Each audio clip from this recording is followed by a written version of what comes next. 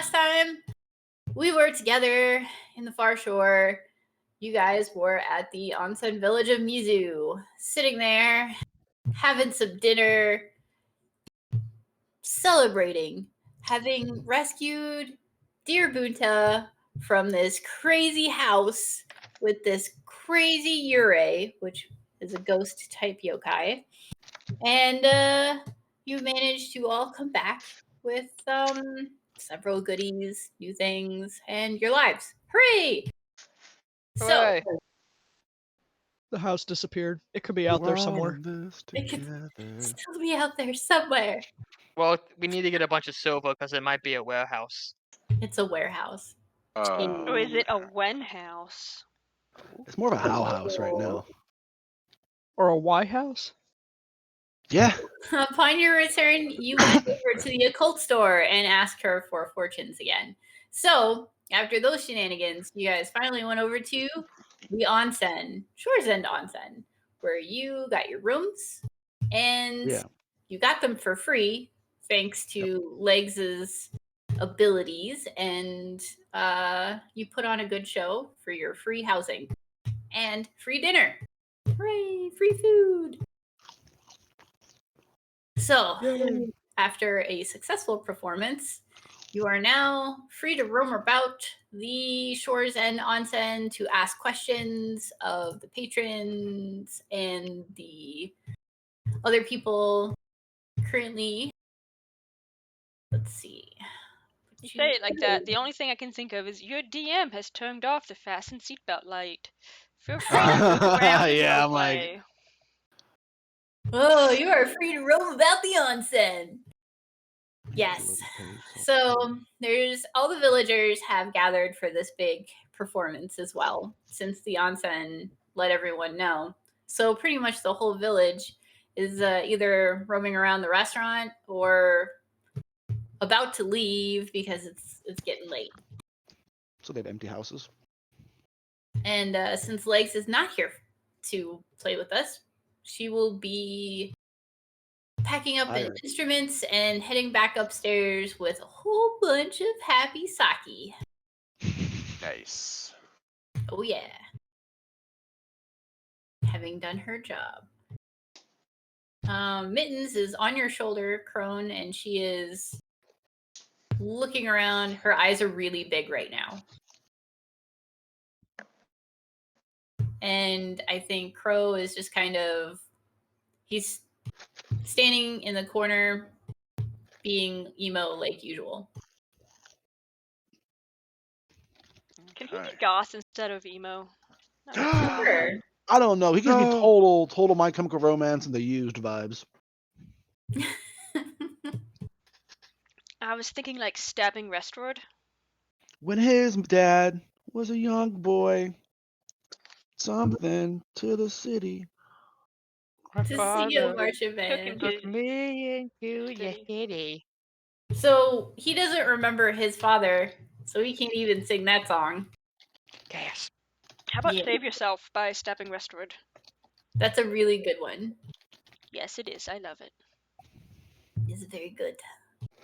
Yeah. So Crow's not going to be doing much talking or interviewing unless you guys actually need him. And then you will have to go grab him and be like, hey, do the thing. And he'll be like, okay. So it's up to you guys. Did we Okay. want to train first or investigate first? Well, Or at train the some other moment, time? We you don't need to guys train. are in there and it's after dinner and you have a bunch of people that you can talk to. So let's talk to people. What above game? What's your current mission? Your current mission. I got this. I got this. Okay. Yes, okay, I- Michael, you yes. got this. Yeah. We're out to look for a kuya. Ekuya Hojung is the brother of the wife of the magistrate of the country we come from. He is here someplace missing. Hakuna If- Matata. Exactly. I thought it was just If go our- save Bunta. Ooh. If our Got him, country son. sent in a military force to find him, it would be an act of aggression. Therefore, we must Oh. act de-aggressionally. Oh. That is correct. You guys are looking for Thank you, Noriko's Russell. lost brother, Ikuya. Ikuya serves as a representative of some of the southern villages of this kingdom, such as Taruta Village, for the Mhm. King's Council. So he's a councilman. And he has gone missing. They have been, his subordinates have been saying he's just touring the southern villages and doing his job for, censor Sure. reasons. And that's been buying them time. But Noriko is the wife of Yasunori, and the Yasunori Mitsuhashi is the magistrate of Kitashima City. They sent you here because they couldn't send any officials because it would be an act of aggression. Okay. Cool. Yes, because you are Onmyoji and part of the Onmyoji Bureau, you do not take sides of countries. Usually. So everyone's kind of in that big inn after this big dinner thing, right? Yeah, you guys had a big, huge display and like a concert with all sorts of like indoor fireworks, which was actually just illusion magic and wind and sparkles and crazy cool stuff. You guys did a great job. High rolls all around. Nice. Yeah, So with so all everyone that, was really happy. Have you ever seen a Rammstein concert with the pyrotechnics? Yeah, there were pyrotechnics. Yes. All right. I recall Michael Jackson having very famous pyrotechnics. Oh, I've Haircut. Oh, he did. He I've, very much I've did. never been to a Michael Jackson show, so I could not say. He's making a joke about Michael Jackson's hair getting set on fire. I didn't know that was a thing. All right, sorry. So you have the Fujiwara family. The two wives from that family are having like a best friendies night out on the town, getting their drink on. You have Lady Anzu is the one that owns Shores and Onsen, and she's there. Fumiko, her daughter, Gaku, he works there, and he's the Kuinashi, where his head is floating above his shoulders. The Kazuko, Kazuko is not there because he is a cook. He's in the kitchen. Haruko is there. She's a Rokubi, which is the yokai that can elongate their necks to considerable lengths. Fang, Fang is there. He's having a drink in the corner. May What was his name? Fang. Oh, Fang is an older man who works at the onsen. He's got the little uniform on to show that he works there. May is also there. She is the Otter yokai. Who And my friend. Bunta. Yeah. Bunta's friend May. she ought to be. And Sorry. Chisato took some time off to be spooky over there too and see the performance. Not often they get really nice performances in the small town. what does Chisato do? Do we know? Chisato is the occult store owner, and Oh yeah, that's right. she's the one who tells fortunes. She's I not think going to we- tell your fortune now, guys. So don't. Right, ruin right. it. He's on a break. This is her time off. There's I figured she'd also be shut in with a book. there's also Karen. She is complaining and asking for the manager pretty much constantly. There's a radish spirit and a handful of other people who are there. Keiru immediately looks at the team. She eyes them up, admires their amazing ability to go ahead and get the job done, and then she says, "I'm out." She heads off to the kitchen to talk to Kaizuko, the cook. She reaches deep into her pockets and pulls out her pots and pans a few special spices from far off lands, ready to rock and roll. Some late night desserts might be needed, especially for drunk people, so we don't want to make them too creamy. A lot of vomit. We do want to make them salty. Makes them pay more money for booze. Creamy and salty. Are you saying that in Salty character, or you dessert. just? Nope. That's what she says in character. With that, she snaps her fingers, shakes her head like Beyonce, and heads towards the kitchen. Okay, so you're not all right. So you enter the kitchen and you see this man Kazuko, yes. Kazuko, and he is a very obviously a Narari-hyun, but he's an older Narari-hyun, so he does not have. He's bald, and he has the elongated head. So he's sitting there with this whole chef's outfit on, except for the hat, because that would just make the whole head thing even weirder. And he probably knocked to the ceiling because the head's very long. Anyways, so he's got the chef headband going on instead of the chef hat. Well, there you go. Bald guy, chef headband, elongated head of the Nurari-hyun. And he's there diligently cooking up stuff and stirring some soup. And he looks up at you as you enter. What do you do? Seductively, she says, "You know what No. goes good with that apron?" He's just staring at you at this point with a very serious face because to him, cooking is serious business. Oh boy. Keiru says, "Nothing." She whips out her pots and pans. She whips out a couple spices. Let's see what else is on her character sheet. She wants to impress upon him that she is, in fact, passionate and Better. serious about what she does. I put all my things. Wait a minute. I put my all into things and expect the same of my peer cooks. Control. Copy. Chat Oh box. yeah. I've been threatened every time I come near a role that involves your cooking. For those watching the stream, yeah, no, I've been threatened every time. Yeah. The worst thing I've done was throw a thing of hair at. Oh wait, that was a teamwork moment.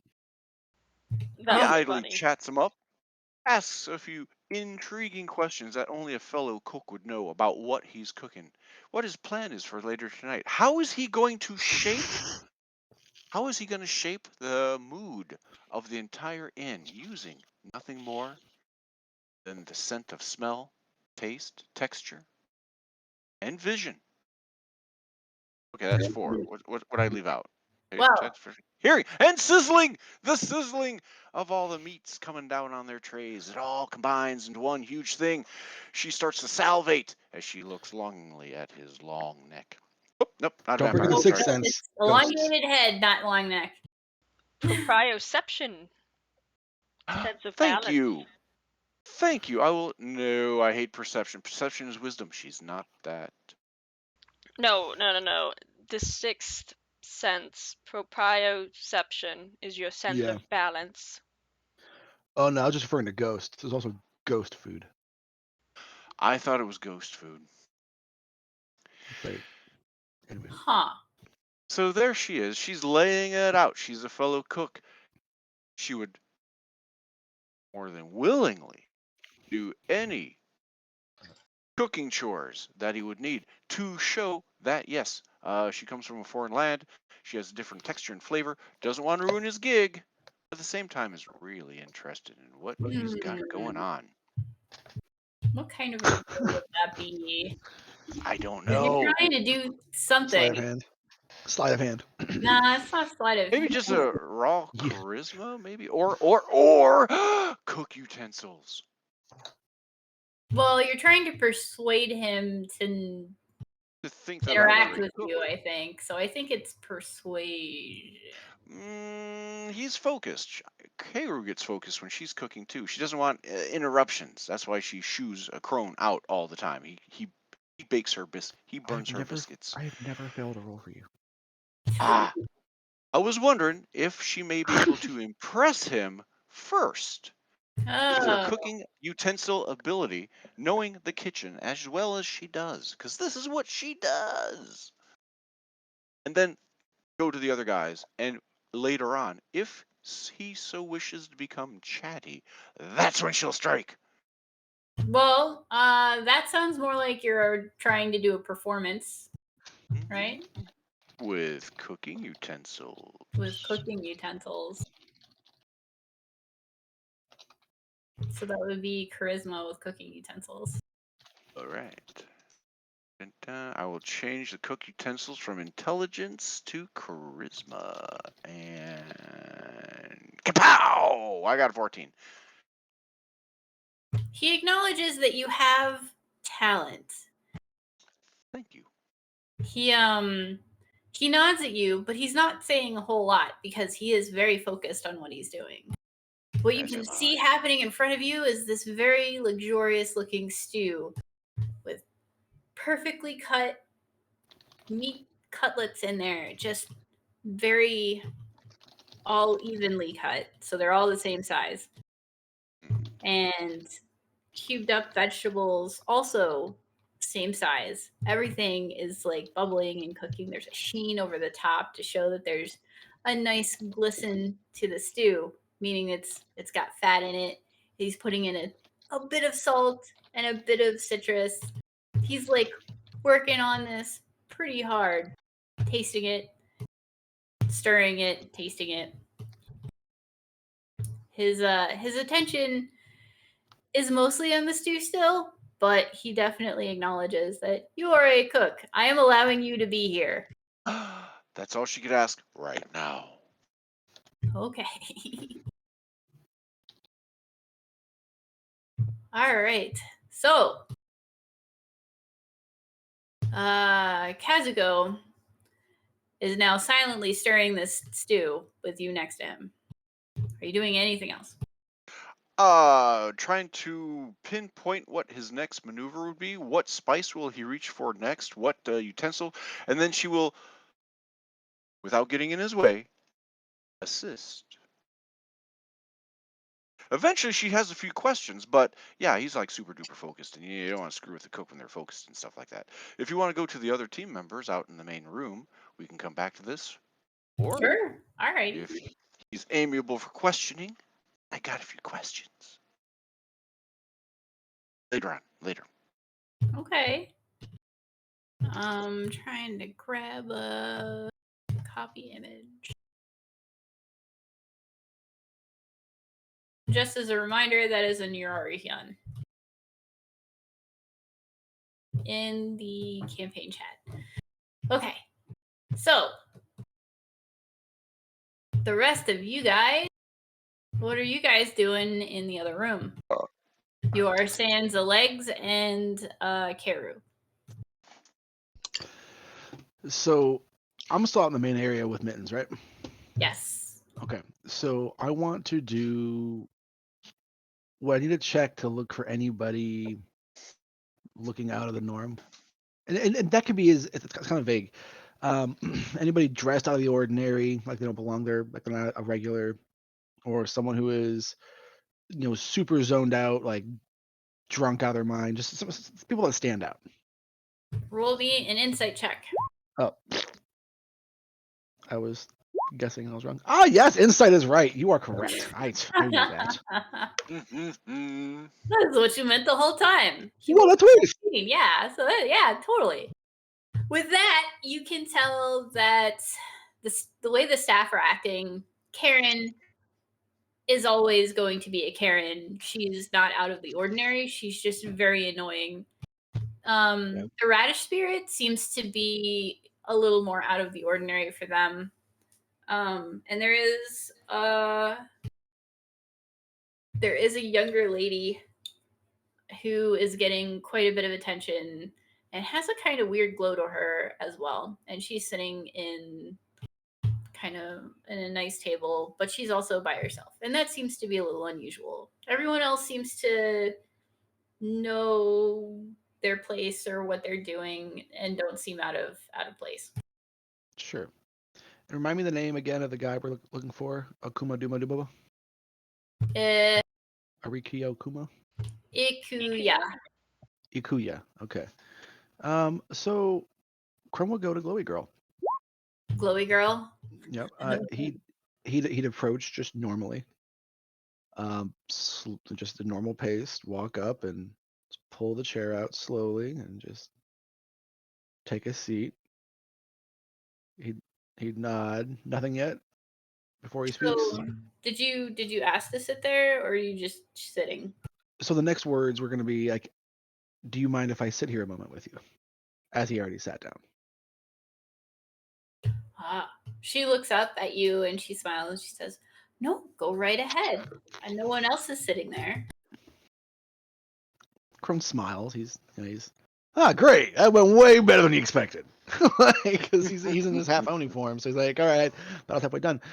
He goes, hey, so you seem like you might be onto something. Yeah, have you heard of Akuya coming down and checking on this part of the provinces yet?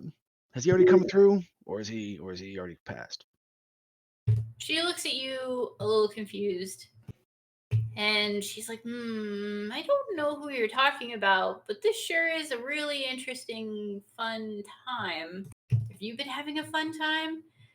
This is really strange, right? I'm not sure I follow. You mean just the normal? The performance my friend did. Yeah, that was pretty great. Yeah. Yeah, that was really neat. That's almost like, yeah, I've never seen anything like that. Can I roll an insight to see if she's brushing me off? Or like Mhm. keeping it very surface. Just Yes. you guys. Psh. Roll there. Okay, so with that, you hold on. Oh fuck. Hold on. Yeah, when the dungeon master laughs, we're Can I roll survival instead? I have advantage on those once per day. It's too late. Just You roll can't initiative. go back. Oh Just no. go straight to initiative roll. All right. Alright. I don't think there's another roll that you could do with it, but I'm gonna say because of where you come from as well, it's giving you an extra bonus to this, and you have this uncanny feeling that she is not really here. She's here, but she's not really here. It's strange to you. You have this. You could swear that she's like almost like an Hologram? echo of a person. She's definitely there. It's so hard for you to put your finger on. Like, she's definitely more like a soul than an actual being in the world. And when you're thinking about this and when you're kind of catching on more, you see, what is her name? Fumiko. Yes, you see Fumiko come over with some tea. She bows towards the lady, hands her, some tea. Here's some tea for the end of your dinner. I hope you had a great time. And Fumiko looks at you and kind of tries to figure out whether you know what's going on or not. So she narrows her eyes a bit and then looks at you, trying to gauge some sort of a reaction to be like, know who this person is? Leans closer towards you. She's like, what are you doing here? Okay. So based on that, I have Hellbound. Can I do a history check to see if I know what kind of yokai or spirit situation she is? Yes. There you go. Okay. So I get advantage on this one. Thank God.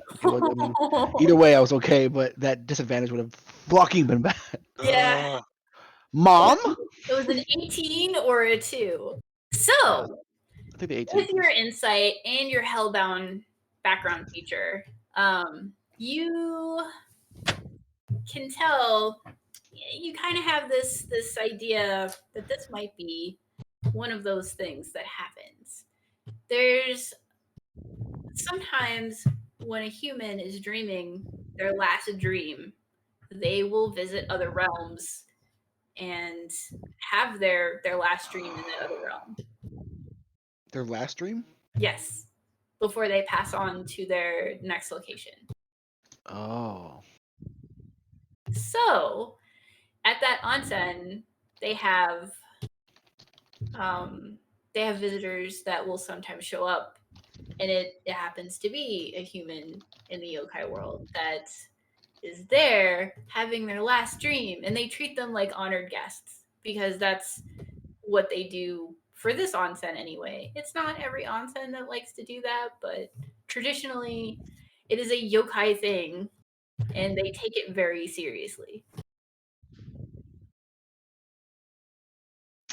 Okay. Yeah. And so as this person is having their last dream, and since it's a dream, she can stay there for a couple of days to a couple of months, depending on like what she's working through to be able to, have her last dream and move on. Because after the dream is done, this is for people who die in their sleep, basically. After the dream is Sure. done, she moves on.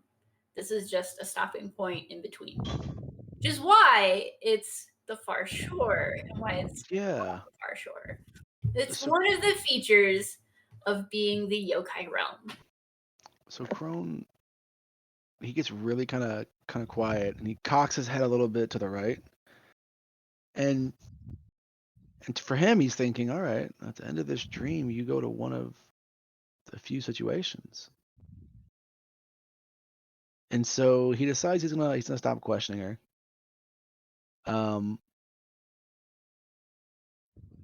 He asks her really quickly if she'd like to play a game of Thumb War. Oh, she excitedly like, oh, I used to play that as a kid. Yeah. So Crone goes, all right, ready. 1, 2, 3, 4. I declare a thumb war. 5, 6, 7, 8. Try to keep your thumb straight, and he lets her win for sure. He puts up kind of a fight. He gives her the win. Oh, she's emphatically like trying, sitting there going, I got it. And Crone is groaning like, oh no. Ah, okay, all right. Well, that was the main reason I came over here. I got some stuff I gotta do, but you have a good time, all right? You enjoy yourself. He smiles ear to ear, grinning at you. Thank you so much. That was so much Yeah. fun. And Fumiko, who's watching the whole thing and giggling at both of you, is like, thank you so much for that. You have earned brownie points with Fumiko, Nice. who happens to be the daughter of the onsen. Yes! Or daughter of the owner of the onsen. Sorry. So Crone, on that when he sits back, if anybody else above game wants to take a stab. I take out my dagger. Oh no! Finish him. So if anybody were to notice Crone and come by and poke him above game, he would say, "Hey, I'm gonna sit back, but those two kind of look suspicious, or interesting rather." And he'd point to the other ones that were mentioned. I forget about them. Sorry. Don't be I can't disrupt someone's dying dream. Like Crone's like, nah, there's super bad karma on that somewhere. Well, I mean, you told the rest of the crew what's happening, right? Yeah, to that one. He was very discreet about it. Very discreet about it. There you go. So it's up for you guys to do what you want. You can also not even interact. But for some reason, your insight was high enough and you noticed, and you now have a little more lore about, a rare Far Shore and lore. very special occurrence that happens in the Far Shore. Far Shore lore. Yes, Far Shore lore. for Far Shore sure. lore. Far Shore lore. The beautiful people. All right, the rest of you. Daniel. Vance. Buddha. I am going to clear my table like a gentle dog. Wipe it down for my good friend May. May is standing next to you, cleaning the table as well. She's like, it's like old times, right? Oh yeah. She's like, and if we can take all this to the kitchen, you can lick all the plates. I always love licking the plates. Oh, I know it's so much God. fun. Do you want to lick the plates? Yes, I do. Okay, and I'm gonna grab my plates and grab her by the wrist and lead her to the kitchen so we could just lick the plates. Just to let you guys know, this is kind of like when mom makes brownies, and you get Okay. the little spoon at the before she puts. You don't do this because raw egg. Yeah. Yeah. Everyone did it. Only in America. Ooh, Yeah. This is in good. America. So Glad you said that. this is kind of like that thing, but since they are in our Inugami A and good boy. Otter yokai, that it would be totally normal for them to lick the plate. Listen, I thought it was a euphemism. I'm fine. That's good. Okay. No, it's It not. was not. Sometimes relationships could be pure. Yes, exactly. Yeah, you're right. So they enter the kitchen where Karu and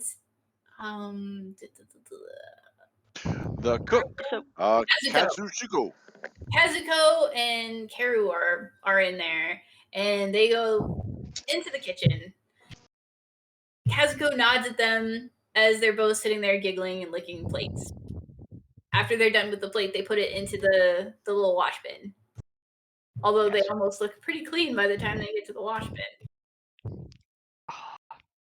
It's all part of the cleaning process, guys. I look at May and say, "Hey, I couldn't lick any plates in that house. That stupid house." She goes, "Oh no, I- that sounds awful." It was very awful. And she hands you one of her plates. She's like, "You can have an extra one just for that." Yay! Thank you very much. And I'm gonna Traumatized, very not EXP. enthusiastically lick the plate. Nice. so Bunta's having the time of his life right now. He went through hell and back. He's gonna enjoy Oh, himself. buddy, you have no idea. Yeah, that was awful. He's in for so much worse with this party. he really is. This poor God. doggy boy. Vance, do you remember like the session before we found him? The like 15-story tall skeleton we had to fight? Yeah. We nearly TPK'd. Like, not nearly, but it was scary. It felt bad, and it was actually pretty safe. We killed the shit out of it. It's a skeleton. You know, Yeah. he might actually be excited about that. Yeah. I mean, it's made of bones. It is like Yeah. a tower of bones. So yeah. My time has come. above a game. How would Bunta feel about a 20-foot tall femur? Ooh, Just guys, chewing on it. That's too R-rated for me. I'm out. Jeez. Give me a corgi. He's not a corgi. No, I He's want a an corgi. Akita. No, I'd probably take you instead. It's fine. I'm sorry. Anyway. Right. So while they're cleaning the plates, Yep.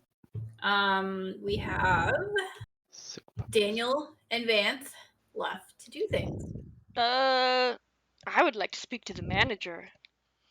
Uh-oh. The manager is currently Actually- indisposed. The manager being also Lady Anzu. She is sitting there looking a little cross because she is having a Karen sort of berate her. Still? Oh yeah. Yeah, You you can know- put in if you want. You can see Lady Anzu. Her arms are crossed. You can hear her just let out a long sigh. As this Karen's like, "I paid good money for this place, and it's supposed to be one of the best onsens on the shore. Do you even know who you're talking to? I come from the kingdom's main area, and the councilman will hear of this." So that's what you're hearing Karen say. I hate her. I have the feeling you really want us to just end her. Oh, I'm gonna.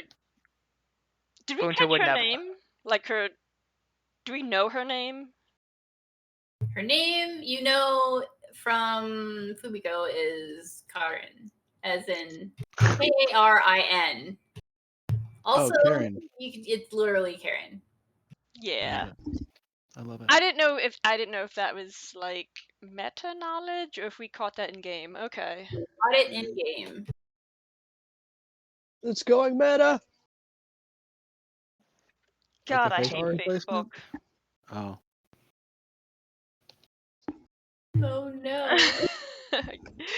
No, no one mentioned the Book of Faces. Everyone forget it. Okay, very good for you. I do that. It's forgotten.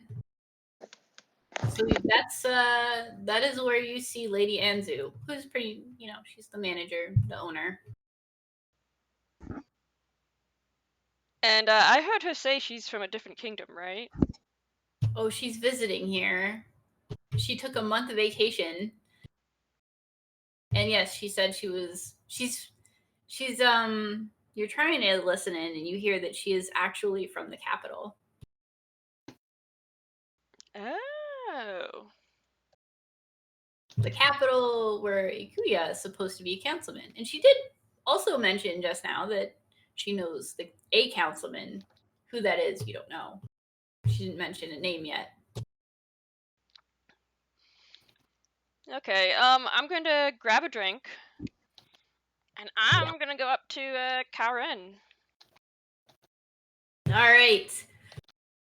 As she is berating Anzu, you approach her with a drink, and she looks at you as you're coming forth, drink in hand, and she's like, I'm sorry, who are you? Karen! Oh my god, I recognize you from the capital. What? Me? Well, of course you do. Everyone knows me. I'm one of the duchesses. Clearly, she knows taste. She motions over to Anzu, saying, as you can see, I am a very important person. So maybe you should think about that the next time you serve me a dish that you serve me. And then she nods her head and then turns. Lady Anzu rolls her eyes when she turns away and looks at you and kind of like nods. So, yeah, thanks. We can kill her. Oops. Oh, you don't understand. No, this is the best place on the foreshore. You can trust me. I have been all over, traveling far and wide myself. Really? I don't know. Have you been to the capital? The food there is just divine. This isn't, I don't know. It's very landlocked. But that's the whole point. It's exotic. Well, I guess you have a point there. Sometimes it's good to take a little detour and have some of the local fare, I guess. At the very least, it's a palate cleanser, I suppose. Oh, of course. And they even hire just, the best, sorry, I brain fart. Oh god, what is legs? She's a Genin Ganon, entertainer. thank you. Yeah, they just hire the best Ganon in the area. That was, terrific show. Oh, from the area. I thought she was hired from across the world. She came all the way from Kitashima City, right? Or did I hear that wrong? Oh no, yeah, definitely best in all the lands. Well, it was an interesting show. I've never seen anything quite like that before. So I guess I would rate this a 4-star for entertainment. Nobody There you gets go. it. 4 out of 4 stars. No. Absolutely perfect. No, it's 4 out of She- 5 stars, honey. She's a critic. Sorry, that's the DM laughing. Yes, back into character. Oh, it's so nice to see the locals getting some valuable, just some culture here instead of just backwash of whatever. The last thing I need to see is just more fields and mud. Oh, just don't like that mud. But anyways, you said you know me. Have you been to the capital recently? Oh, it's so beautiful this time of year. Kind of wish I had my vacation at a different time. Well, we're heading up to the capital.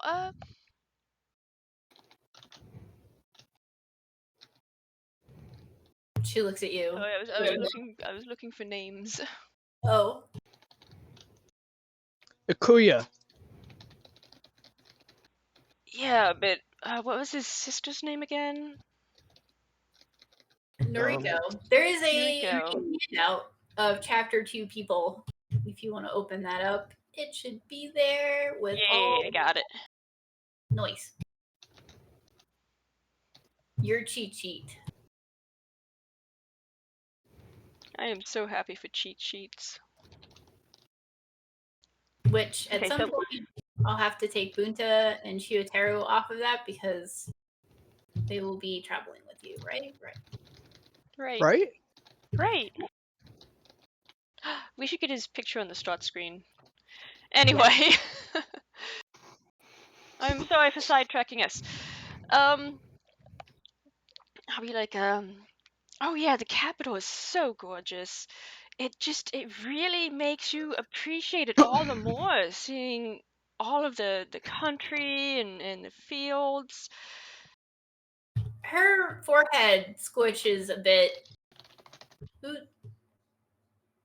What capital might you be talking about? Because that doesn't sound like this capital. And she She just said the capital was beautiful. Oh yeah, it's beautiful. The coral is just so lovely this time of year. The coral. Yeah, I'm agreeing with her. You appreciate the beauty of the city after seeing the country. Oh, that's what you meant. Okay, because it's definitely not fields down there. That would mean it would be mud. I don't like mud. Oh, I agree. Traveling through mud is terrible. That's why we have a flying ship. Oh. You can tell she's not really impressed with that. Okay. It's a How quaint. ship. Does it travels in the air? Does it travel under the water too? It travels over it. Huh. Interesting. Maybe if we train it to hold its breath. Is your ship cat bus? Kinda. It is a little like a cat bus. A little. Scary. It cannot go underwater. It's a flying However- ship, not a flying submarine. Yeah. So she's just kind of like, oh, that's how nice for you. That sounds so quaint. Yes. I think that is good. And she just kind of trails off like, do I want to continue this conversation? So tell me, have you come through with Ikuya? Ikuya. You can tell she's thinking. Oh, Counselor Hojung. Oh, I haven't seen him recently. Why would you? He's kind of like. I mean, he's popular enough, but he's definitely not as popular as Itachi. You have to admit Itachi's the better counselor. I mean, he's just full of grace and just a divine sense of humor. Well, we happen to know Noiko. And we heard that Ikuya was traveling through here. I thought I might bump into him.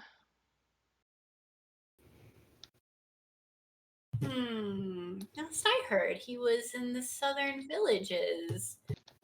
Place I'd never go. I mean, Taruta Village, not my style at all.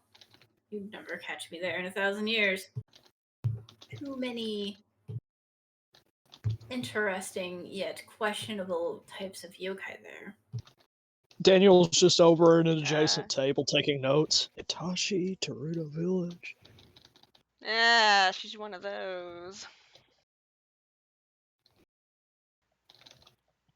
Oh no, wait, she's a yokai. She's a fox yokai, right? Right. Yeah. Okay, brain fart. Can I make an insight check? Sure. Yeah, I'll do No, so I'm just too sitting if here you like, let me. What are you How's trying to Megan? insight? to see if she's lying. Oh. And You no, don't really know. You rolled a 7, sorry. I'm distracted by that lady having her final dream, wondering to myself if I had a final dream. Oh, right. Right, notes. Notes. I'm supposed to be taking notes. So with an insight of 15, Kalunt knows that she is telling the truth. She is definitely racist towards other yokai. So she actually has not seen Ikuya or anything. Nope. She knows of Ikuya, and she has told you that she likes Itachi better than Ikuya. She finds Ikuya to be too country bumpkin for her liking. Okay. Do I sense that's basically all I'm gonna get from her? Pretty much. But you also get the idea that the capital is not actually on land.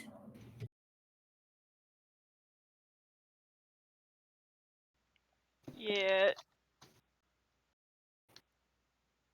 So you might need to get some more information about the capital.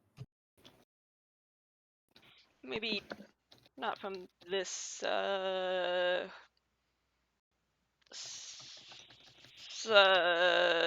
trying to think of another word for bitch, but no. Tart? Karen. Yeah. Yeah.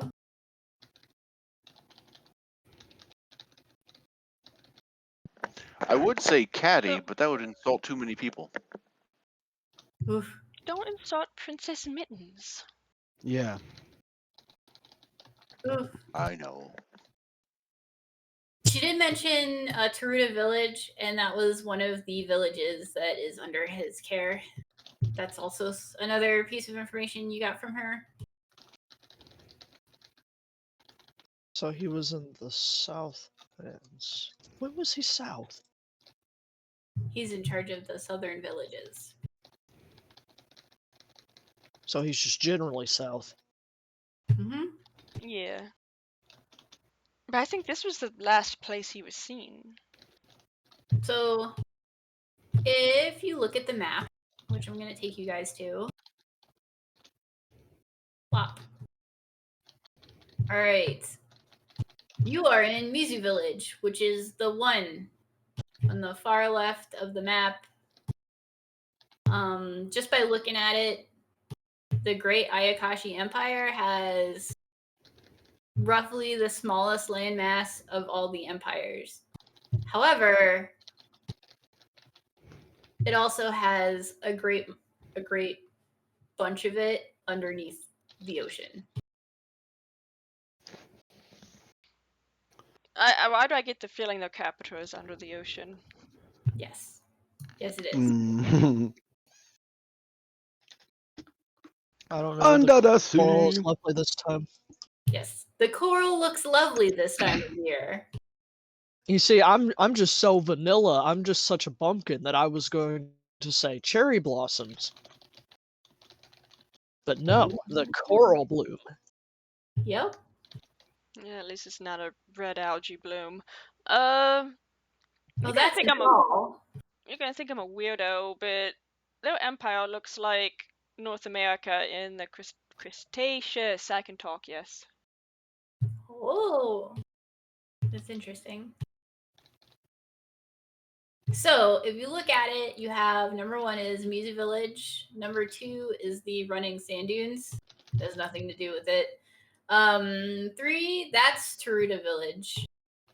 You were given a very rudimentary map. Only a few things were marked. The Kishi Swamp is just marked so that you avoid it. There is a village somewhere in the swamp as well. That would be under his jurisdiction. And then you've got the Mozzarella Forest. And that's just a forest that runs along a short mountain range that goes through the continent there. And into the other most southern kingdom, which you have not gotten to yet. Now, we've been at the Green Pastures. That was where the strange house was, and we said, Yep. Ubuntu. Green Pastures Rest is where you went to figure out that noise complaint thing. So you've been to number 6. In the kitchen, you guys could overhear Karu making a joke that she wants to go to the Mozzarella Forest, shred it up, and put it on spaghetti. No, you put that on cheese. I mean, wow, Brain, you put that on pizza. I'm sorry, I'm really out of it tonight. You're still lovely. Yep. Hey, Okay. Lovely. if You you're out, then hear we're it gonna take you there too. Whoa. You hear a short chuckle from the chef from that mozzarella. From the mozzarella joke. And Bunta, what were you saying? Sorry. Bunta. Las Vegas. Dun dun dun dun dun. Bunta. Oh. No? Okay. Anyways,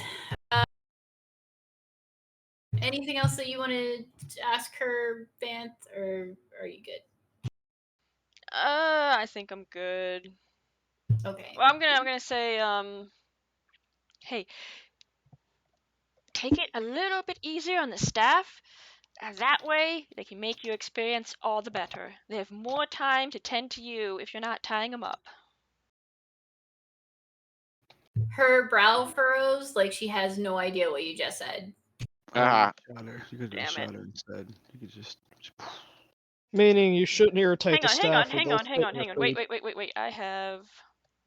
If I cast a suggestion on her, would she know that I cast it on her? I know one of the spells dictates and actually tells you that they will. Yeah, let me find it. It's Sorry to talk over, but- the suggestion action can continue if the suggested activity can be completed in a shorter time spell.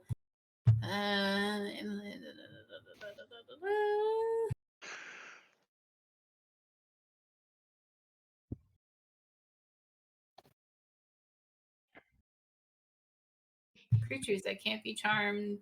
It doesn't say.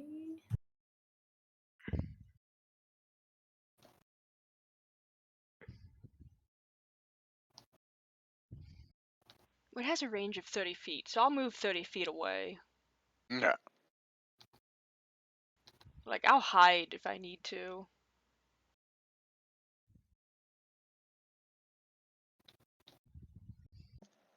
It does not say that it does, so she would not know.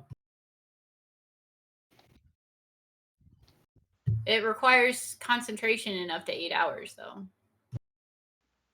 Yeah, that should be fine. So, oh, it has to hear me. Okay. So I'll walk a little bit away and just say, you should treat the staff kinder. That way you get better service. And I'll cast suggestion. All right. As you say that, she kind of looks at you very oddly and just says, I should treat the staff kinder. There you go.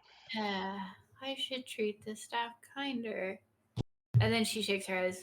Oh, yeah. It was nice meeting you. I never got your name. I'm Kai Lund, but you know what? I feel like I've really gotten to know you. You can just call me Kyle. Oh, just Kylun? There's no like of House of such and such. Does she think I'm royalty or nobility? Well, She's like, you ain't fancy enough? yeah, she's Bitch, trying you ain't got no last name? yeah. Kill her. It's Couldn't- a Kintok. Couldn't afford no last name. It's Kylun can talk. Yeah, she can. Bless you. Yes, a Kylan Kintok of the Ladybug Brigade. oh, I've Ooh. not heard of them, but it was a pleasure meeting you. It's such a pleasure. Indeed. If you like, I put on some of the special effects for the show. I can show you sometime. Maybe tomorrow. Oh, that's okay. I'm good. Thank you so much for your Yep. time. Yep, So- you're welcome. Thank you. So many phone And calls she at just work. nods, like continuing to nod until you're gone. Almost as if she's trying to like shoo you away with her head, but she's not. She's nodding. Okay, I'll leave her to it. Kill her. Mm-hmm. Daniel, anything you're doing specifically?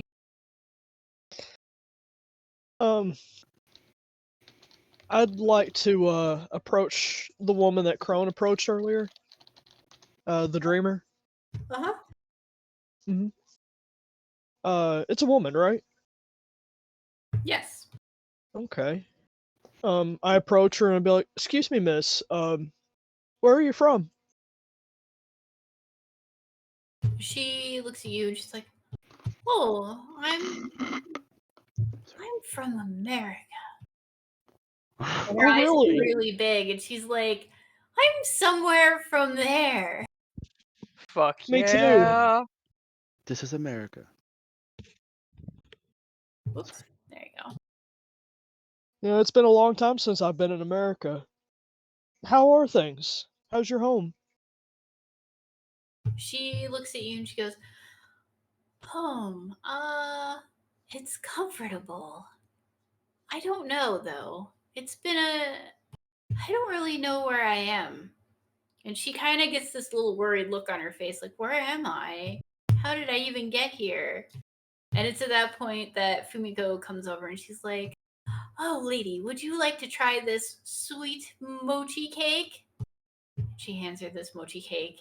And with that, you can see her face loses all its worry. She takes the cake and she starts munching on it, almost with a childlike innocence. Crone cheers her on from the sidelines. Can I ask how old does she look? She looks to be probably in her 40s. She's not an old woman, but she's not. Oh, she going to Not like 20. Yeah, got it. Yeah. Oh, she definitely gonna die.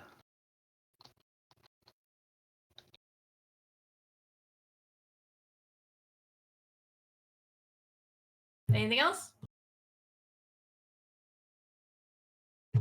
I'm just watching her. I'm just curious. Okay. I haven't seen this happening before. Ah, Does Crone notice you, Taryn? Like, I staring? imagine I'm not making any effort to hide my curiosity. Yeah. Crone taps Daniel on the shoulder. Hey, Daniel. Yeah. Come over to the side for a second. I'll explain everything to you. well, Yeah. you over to the corner then. Yeah. Hey, you'll love this actually. So, she's about to die, Yeah. and this is like the last glimpse of life that she's gonna get, and it plopped her here. Yeah. So, So you're saying I should leave her alone? no, I mean, do whatever you like, but just remember that it's kind of a big deal that if we're so graced as to see the soul for the last little bits, we send them out happy. Yeah. Yeah, They're come kind of on, like big kids, to be honest with you. Like flashy lights and spectacles and fireworks and bullshit and thumb wars. I fucking hate don't- thumb wars. I hate them. Yeah. They're dumb. I don't remember this. Yeah, sometimes you don't get them. That's You why they're did so not. special when you do. You were remade into a yokai. Izanami Yeah. didn't give you a last stream. This is for No. people who die in their sleep. And if you think about it, a lot of people who end up dying in their sleep might not have the best of situations that ends up with them dying in their sleep, but sometimes they do. Sometimes Mhm. they're full of regret, sometimes they're not. Yeah. She's fairly young to be dying in her sleep, so So Crone, so Crone perps back in. He's like, so it's kind of that's why it's a special deal when we see them. Occasionally they come through hell and they aren't even all bad. They're just there. But even that is kind of special. This one's got to be pretty good. So do what you want. You're your own yokai, but you know, you're your own yokai. Nice. I have a little pity for these ones. And he stares back at her. He's like, it should be fine. Pats Daniel on the shoulder. Now Daniel's informed in character as well. Go do as you please. You guys look back at her and she's got like powdered sugar all over her face at this point. She's Dude, I like bet she would love more candy. nomming on that mochi.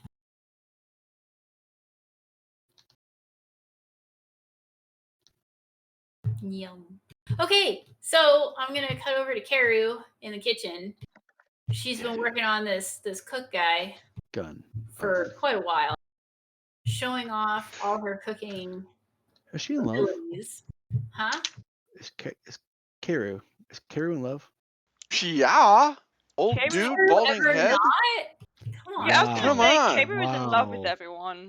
Here I This am is with a freshly literally shaven head and I'm uncomfortable in Russell's house. Right up her alley, and she'd like to Ugh. get him up her alley. Okay, but first well, No. that's wow. she's gonna go ahead and Wow, ask a chicka few bow. questions. When I'm things are traumatized. I'm traumatized. Oh no. she looks over to Kazuko. Hey, looks like we got a little bit of a break before the last snacks of the night. You want to go out for a smoke? She says, whipping out a nice, well-worn pipe with an aromatic tobacco. He gives you a kind of look and he's like, I I won't want you- tell. I suppose a break could happen. Yeah. All right. Okay. Yeah. She as she walks out, she reinforces the fact that we can take a break because we got two excellent cooks working. You in the lead, me following, and yeah, she lights up a couple pipes. She gives him one. Say yeah. She hints around now that she's got his attention as a cook. Now is like she's gonna try to prime up for some information. Primarily, Now she Yeah. needs his attention as a woman. oh, she's wearing Picturing- nothing but an apron. I can't handle this. I can't Nothing handle but this. the apron. Big alley, Where's that? full of cardboard boxes and trash bags.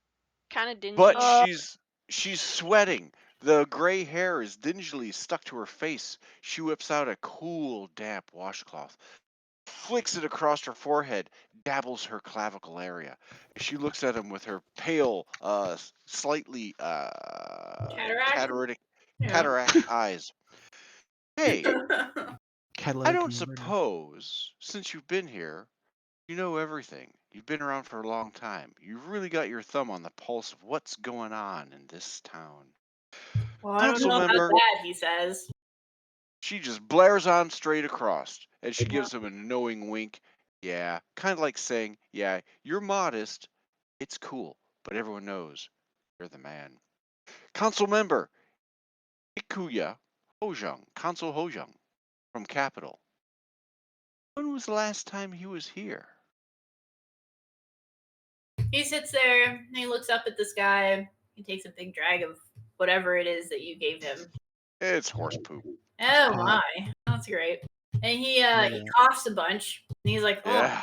And then he hands the pipe back to you, and he's like, I think he was here probably a couple weeks ago. Right on. Hey, when he left, by chance, did you cook any travel foods for him? You know, rations he can take on the road for his travels. I'm sure he No, came to only the best of cooks to do that. he said no. I didn't cook anything for his trip because he was supposed to be going back to the capital.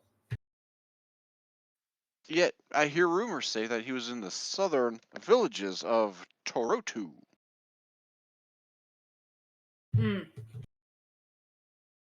I don't know about some rumors. I don't really do Okay. anything but cook. Everything As else it is should just be. work. She puts her withered, wrinkly, clawed hands on his manly, hairy shoulders and just pats down the hair, like parting it on his shoulder. As it should be, my friend. As it should be. Wow. She then asks, hey, here's something crazy. Did a group of strangers come through here asking for foreign food, like up in the Kitsuma City country food?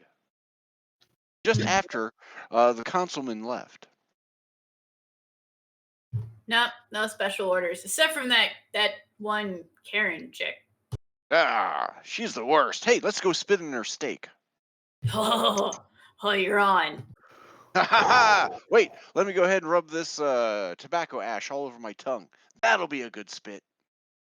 She is just a plague on my cooking and my food and everything holy that is in the kitchen.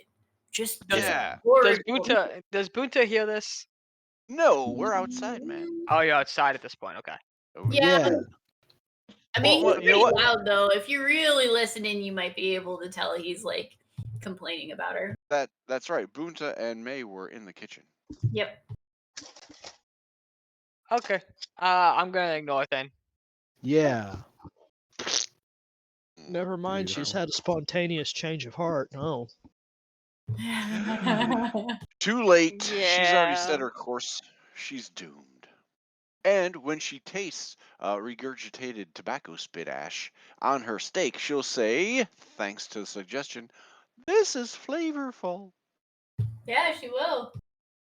Guys, I got no more questions. Any questions? Anyone want a question to cook? Anybody has better ideas? I thought this would. So you get the idea that Kazuko is super into cooking, but other than that, he's extremely lazy in every other aspect of life. Oh.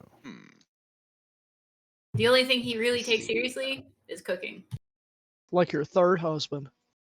Ah, Like your third husband.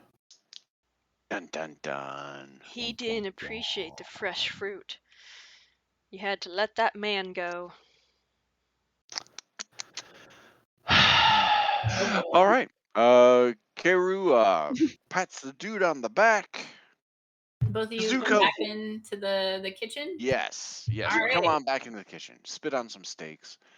And Keru says, I'm going to head on back with my friends. Thank you for allowing me the honor of being in your presence. Wow. He gives you a nod of kitchen respect. There you go. Does he nod with his incredibly large, bald, shaven head? Well, it's not shaven. At a certain point, Narari Hun usually just go bald in their later years. Right. Yeah. As he nods, But Keru. yes, his whole head is not. He nods once. Yeah. All right. Keru kind of shudders, and her eyes roll back in the back of her head. Ooh. I've Oh, got to go. I have to focus. She runs out of the kitchen. Chugga. you pass by Bunta and May,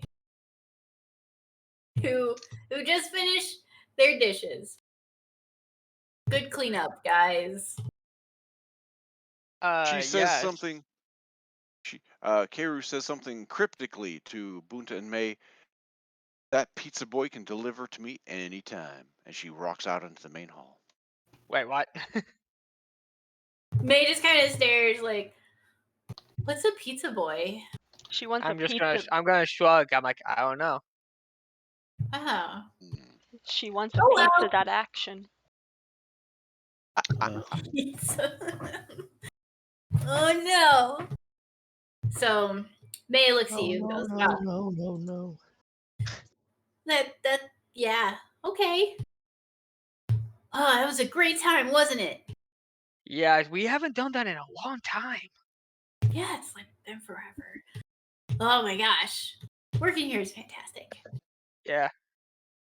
Well, I guess there was a reason for me to do this. I've been thinking, I kind of owe those new people for saving me. She So literally. I don't know if I'll be back for a while, but I'm gonna ask if I can go with them. It seems like good. Oh, keep going. Yeah, they seem like, and I'm gonna think for a second. Yeah, good people. And I think it's a good opportunity for me to grow as a member of the bureau. Your dungeon master is so happy that you paused on that part. Like, are they good people?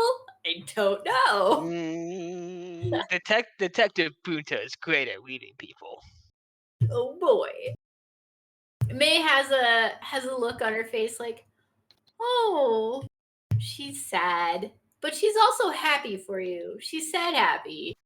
This is also an interesting emotion for her to have at the moment because she's not very sure how to have that emotion. So she's just kind of like, well, I will miss you. You're gonna come back though, right? I am going to nod and say, "Of course.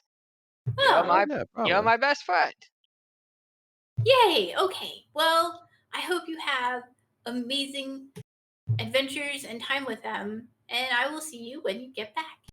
I will write a lot of letters. Ooh. Letters were written that day. She, all the letters. No letters Almost were written that dang. day. It has been 2 hours since I left. Oh boy. My dearest sassafras, it's been approximately 14 hours and 2 days on this caravan, and I'm so achingly sore.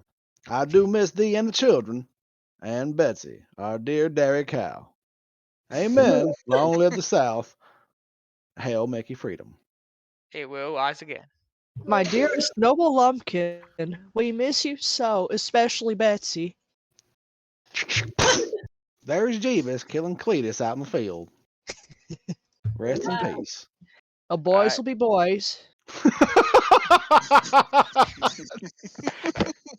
I don't think I can say anything after all that. Right?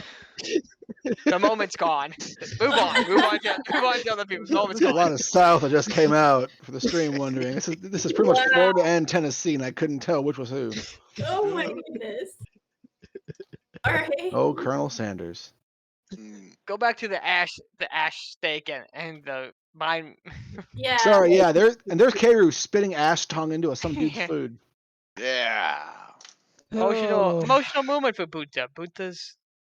Bunta's growing as a person. He's a young man, young dog puppers. man. When a puppy becomes a Tommy. full-grown dog. Yeah. So So May decides she's gonna go full Otter, which is an adorable, cute little otter. She shrinks down, is now on the counter, holding her cheeks, being like, I hope you have the best of times, and then she yells and then runs away. I'm just I'm imagining gonna that yell yell. sounds like. Huh? Squeak. I'm gonna yell to her as she runs away. The best times I could have are only with you, though. Oh, we'll fix that.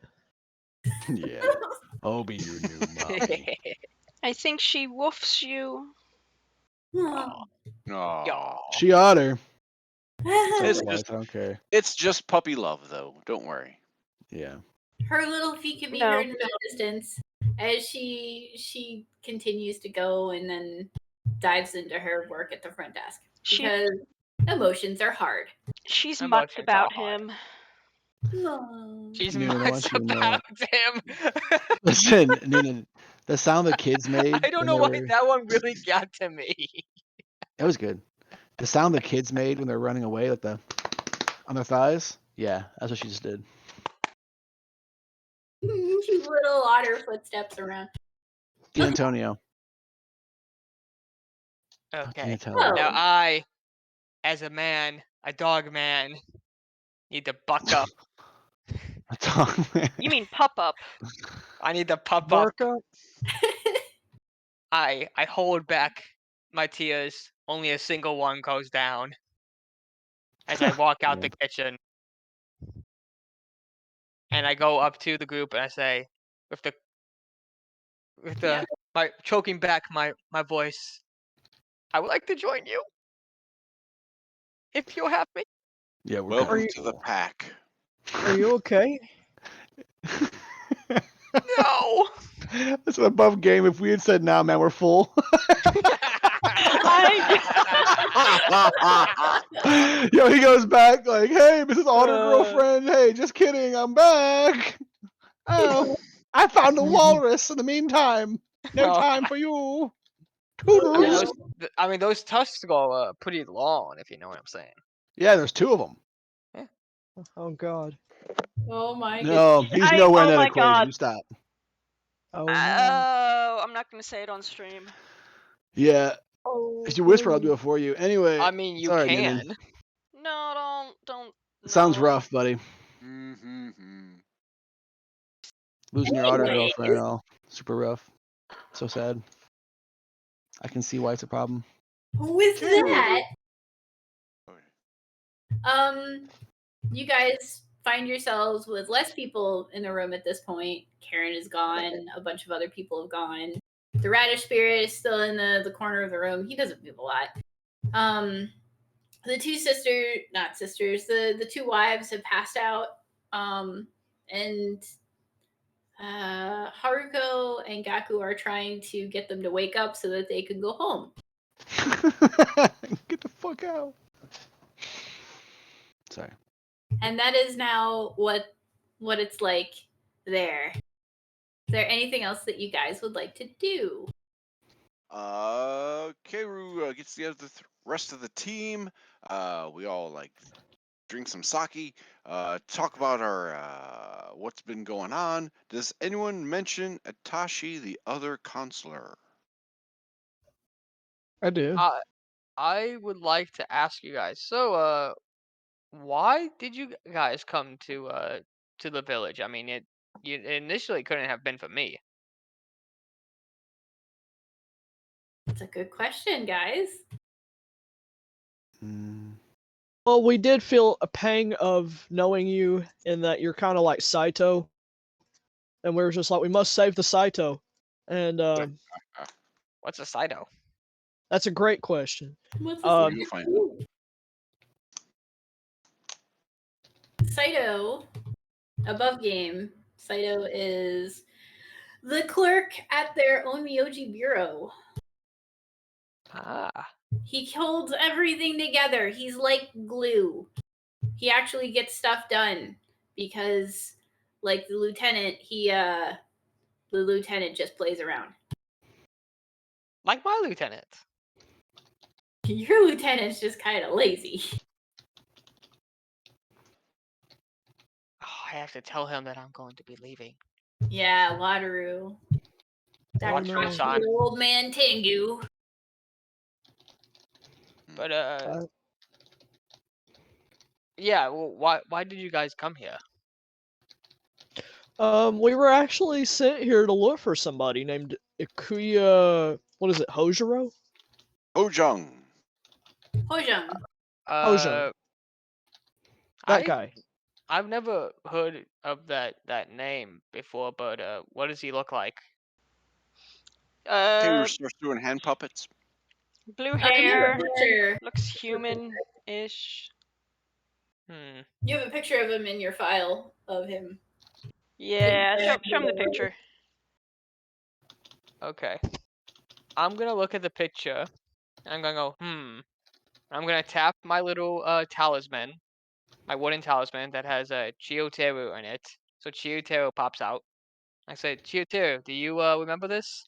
And she actually has Mind Palace. Ooh. And I believe you told me earlier that I do know who this is, Oh yes. even though I do not know his name. Yeah. But Chioteru is gonna look at that photo, that picture, the painting, the drawing, whatever it is, for a second, and take a long drag of her pipe and blow out some smoke, and say, yes, he came by before we left, before we got trapped in that house. And then I'm gonna look at him. Oh, there you have it. You guys specifically remember them going. He had 2 other people with him, and he was going north to Turtle Ferry shoreline. Okay, Chioteru is going to relay all of that information.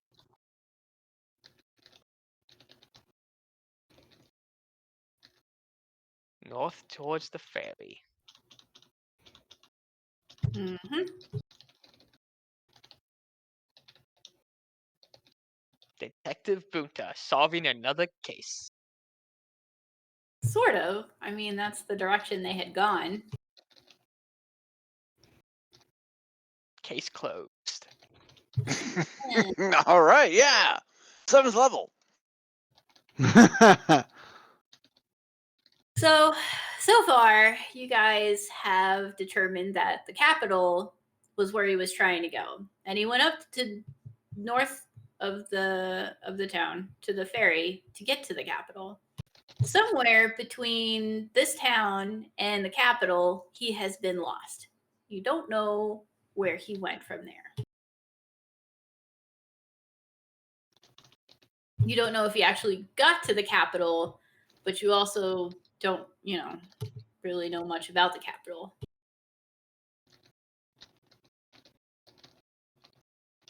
I think we should ask our maitre d'. She seems very nice.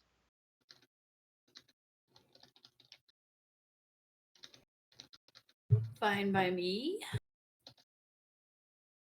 Anyone else want to add? I'm kind of following suit right now. It's only 9:32. Nope. I am going Yes. to No, take. following suit, not falling. sleeping. I thought you said falling asleep. I was like, what? No, No. no. I was Bunta telling is you. going to take a bath in the onsen. And I'm Okay. gonna do it in puppy form because it's a lot less to wash. It's a lot more fur. No, it's not. All right. So Bunta Also, I went could for do a doggy paddle. That's true. Bunta, you go for a bath. Anyone else going with him? Speak now. Karu's staying in the big place, gonna do some more questioning. She's all ramped up on Mountain Dew me. bacon. All right. Bunta, and if anyone else wants to go with him, you meet up at the bath area, and you go in to see this person named Fang, who tends to the herbal baths. He asks you what kind of bath you want. I didn't know there were different types of baths. Oh, do you want like a healing herbal bath or a soothing soak? Or would you like something that helps with stamina?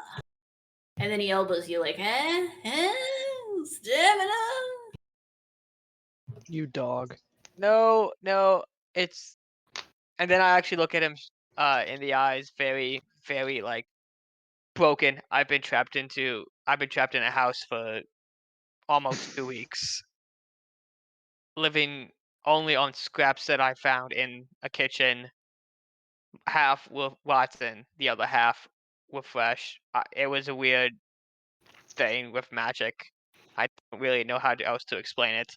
Also, the bathroom was filled with rust water like 90% of the time. And then I'm going to like look him really, really deep in the eyes. I just want a normal bath. As you're looking deep into his eyes, you can tell that his eyes kind of glazed over as you were describing all of that. And he nods slowly.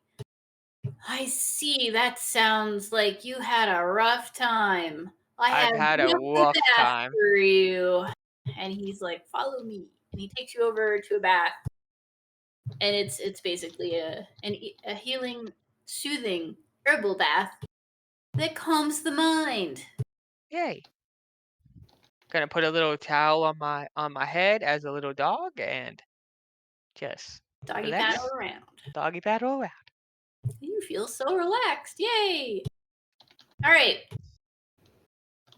Now, what do you guys want to do?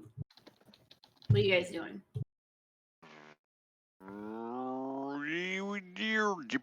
Our daughter Fumiko. Fumiko, yes. In her old elderly way, Keiru kind of corners her, stops her from delivering the very last vestiges of the anti-hangover tea. It's what she does.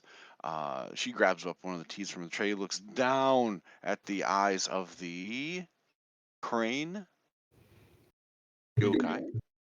Mm-hmm. So, Fumiko, heard you had a little bit of a dalliance with one of the counselors. She completely lies. I'm not entirely sure where you heard that. Fumiko Oh. replies. Everyone's saying it. Don't deny it. Uh, Tell us the truth. One of the she two counselors. blushes and she's like, I don't really dabble in that. It's oh my goodness. Why that's such a crazy rumor. It is a crazy rumor. Now, if you just come clean, I will help you squash it. Well, sadly, I haven't had any dealings with any counselors. I have served several of the counselors here at this onsen. The last to visit, I believe, was Ikuya. Master Ikuya is a very nice person. Itachi, does Counselor Itachi ring a bell? Oh yes, he comes here often as well. Most of the counselors stop by here before they travel on to their ambassador duties or various other duties in the holdings that they end up, having to take care of. All right. This is basically the doorway between the capital and the rest of the far shore, after all. Well, being as intimate as you were with Counselor Ikuya, did he mention that he was going back to capital? Because everyone else is saying he went down south to village Tortuga. Tortilla. Toruta. Tokyo. We need to find him. And I hear you're the only person who could lead us to him. Oh, I don't know about that, but Master Hojang went back to the capital. If he turned around and went south to the Toruta village, that's news to me. But I have not seen him. Usually stops here if he's going to go somewhere. I mean, he just came back from Toruta village. It's very unusual for him to just keep going back and forth between here and Toruta village. Intriguing. That's enough. I'll let you go. She rolls intimidation, trying to be all intimidating. Okay. Oh. Fumiko is taken aback. She takes a step back like, I've told you everything. I don't know anything.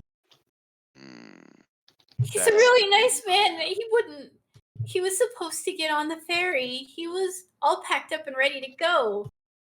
He wouldn't make it to Toruta village without having any kind of, rations or anything. Although it was weird that the two men that were with him weren't his usual people. That was the only weird thing about that. Everything was normal.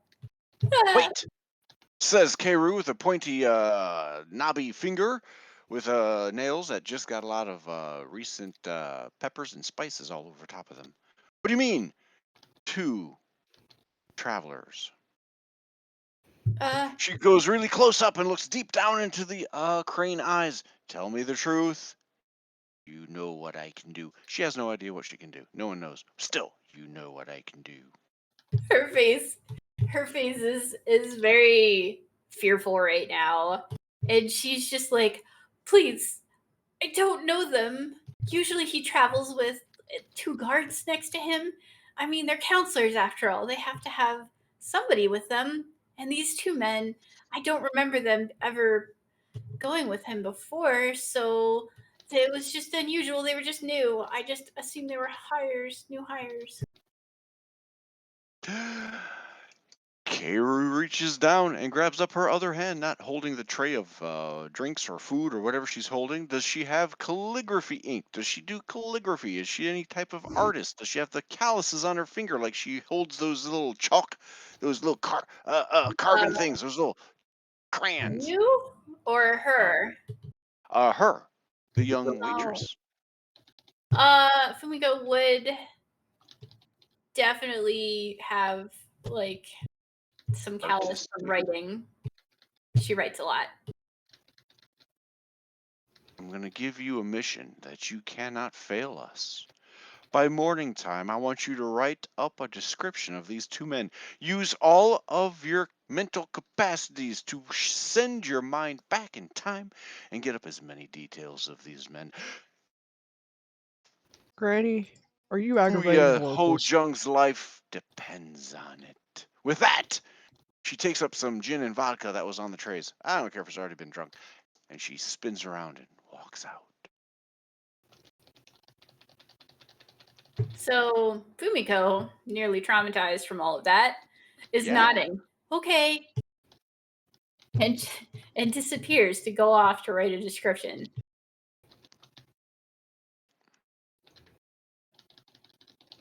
You were a I'll- very scary grandmother. I'll run up to Fumiko and just pat her back and just This say, is the reason why kids are afraid of old people. I know!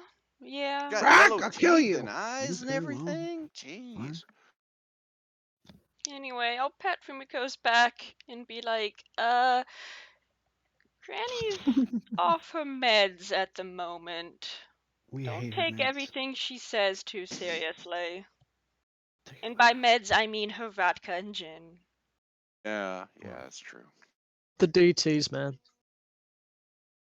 Fumiko nods and goes, okay.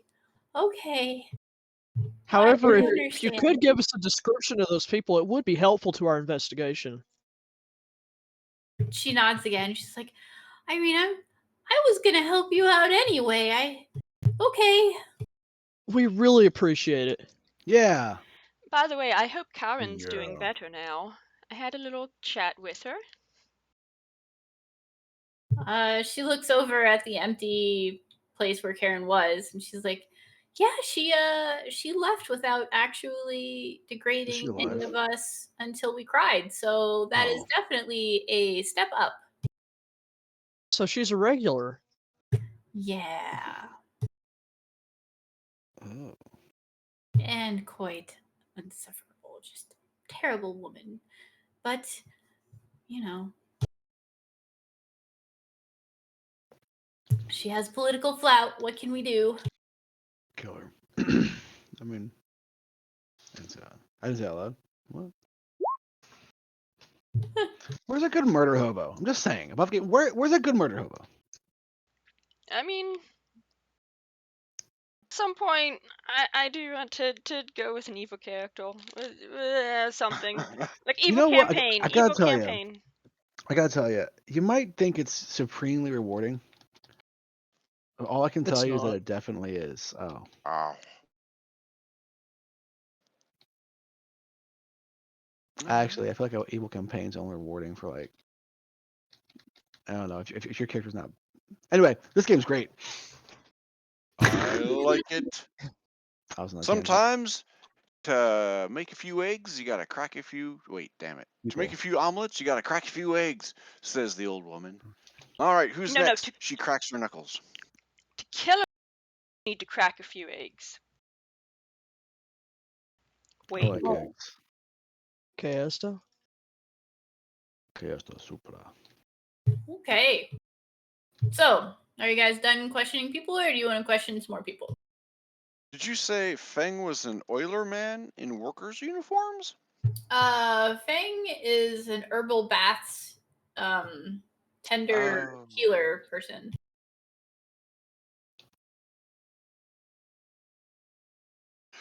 Keiru, now that she's all hyped up on gin, says, "Hey everybody, let's head on into the baths. Probably where Bunta is all naked doing a doggy paddle, and start questioning Fang to see if he had prepped any special baths for our missing Akuru Hojung and his 2 traveling companions." Before that, forgot to ask Fumiko, does she have like a pamphlet or something about the capital, or otherwise know how to get to it? Fumiko says to you, well, I mean, this is the last stop before the capital for the most part. You just go up to the ferry, and usually you can take a turtle ferry from here to the capital. Although the ferries only run at particular times. However, if you do have your own turtle, you can get there whenever.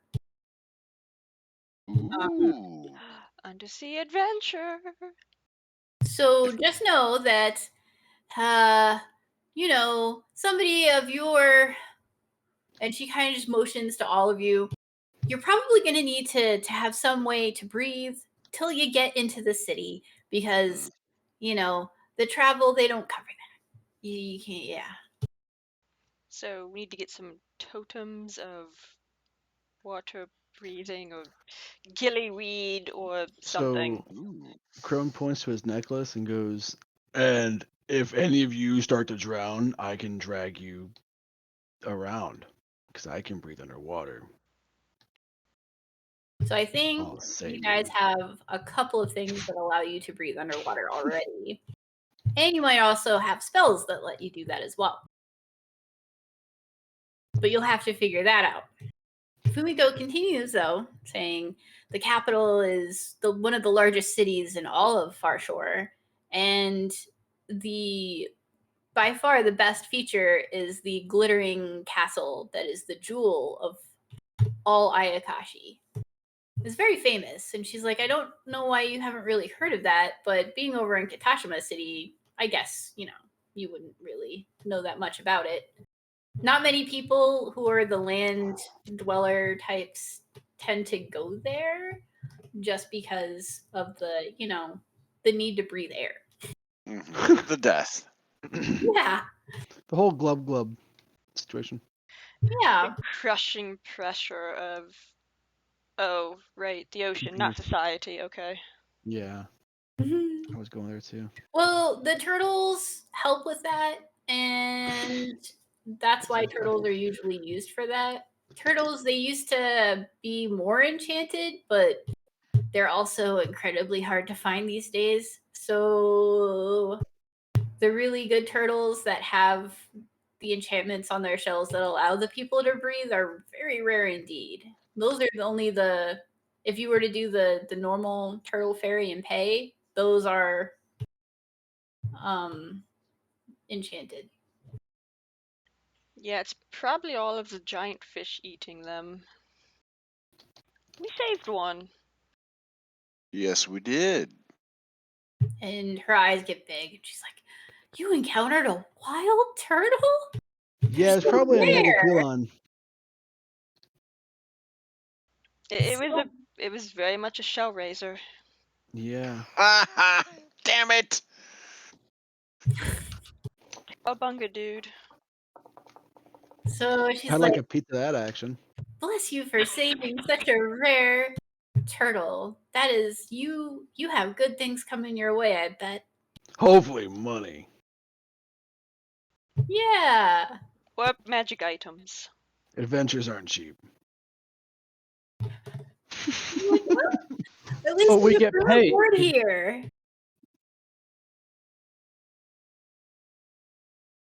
Why does that picture that you put look like K-Roo to me? Oh, okay. Well,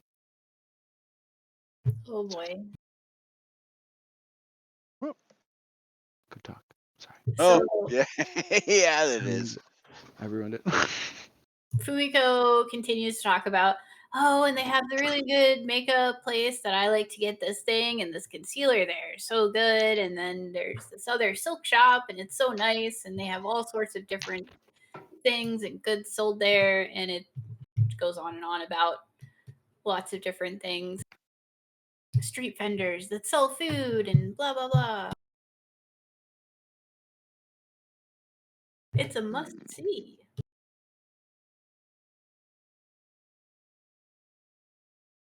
Sounds very exciting. She nods. She's like, it's one of my favorite places to go. It's definitely a lot more excitement than this village, but it's always nice to come back here because I mean, there's such thing as too much excitement. And you know they say there's no place like home. That's true.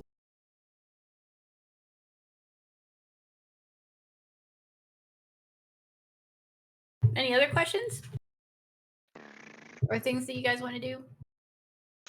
What time of night is it at the bar here at the hotel? Probably about 9 p.m. at this point. 9 p.m. Oh my goodness. It's almost happy hour. I know. We're going to be getting a description of the two other men who accompanied our missing Akiru from Famuka. So that's kind of cool. All right. The cook, he's a no-go. However, I do have to get back to my room eventually because I left my scented stirring spoon next to my keys on the counter. If he's any type of gentleman, he'll return it to me later tonight. Oh no. Let's see. The Fujiwara family, they have their thumb on the pulse of this village. Are they gone? Have the two wives been revived enough to where the husbands can drag them on out? The husbands are picking them up as you're asking me this. Got it. Quickly, to the best of Keiru's knowledge, does she have anything in her bag of colding, also known as... Oh, I named it bag of colding. That is a restorative. Bag of repose. Bag of repose, thank you. A restorative or some kind of anti-acid, Alka-Seltz, a kind of Tylenol ointment or elixir that can hold off hangovers. I don't think. I don't think. No. Okay. Just water, probably. No. She gets out the water. I'm hoping it comes from an exotic-looking jar, and not like a mason jar that she just picked up off the local river here. And she walks up to some of the husbands who are like slowly trying to get their wives. Mr. Fujiwari, Keiru says. Right. The two husbands are there. One of them has already picked up his wife, and she's on his back, and she's like, more drinks, no more drinks, but I want drinks. And she's like singing, but she's also pretty out of it. And the other wife is like rocking back and forth as the husband's like, I know you want to walk, but I could just carry you. She's like, no, I am a woman who can walk on her own 2 feet. Yeah. Leave me alone. But I love you, but leave me alone. I can do this. Crone. Keiru holds up that. Oh yeah, well go ahead. I'll say if Granny and Crone look at the same characters at the same time, the couple with the whoever can't walk, Yeah. is that where he's looking at, Granny? Yep. So Crone looks at you, nods, and says, I'm in. She holds up a finger. Wait, my good friend. These young ladies may not have to be carried. I happen to have here a magical fixer elixir. Yes, that's right. Cures hangovers. I myself have been known to imbibe the spirits Yeah. every once in a while. She Why looks at the wouldn't you two use it for husbands. yourself? Shut up! She waves the common everyday lake water in the Yeah. weird-looking jar under the husband's noses. She says, "Hey guys, I definitely know that these young ladies are going to have a lot of trouble, and we could be more than happy to help carry them to their beds. However, they can walk themselves if only they would drink 2 sips of the amazing elixir drunk fixer." Drunk But there's a fixer. that's right. There's a price, though. You see, we've been sent to look for Councilman Ikuya. And if he were going to go anywhere other than the capital, he'd have to go to your trading stores first to get supplies. Maybe him, or maybe even someone he might know, like 2 gentlemen who were accompanying him a week or 2 ago when he went missing. The hostess of shores and Hmm. Bijawari. So the husband looks at you and goes, information is what you want? He looks at his wife, and his wife looks at him and then giggles. You have a funny mustache, she says. I'm a lady. I don't have a mustache. She puts her fingers across her upper lip. Oops. The husband looks at you and then looks at her. She was definitely talking to her husband, but that was very funny. Oh. The husband is like, all right, let's try this water stuff.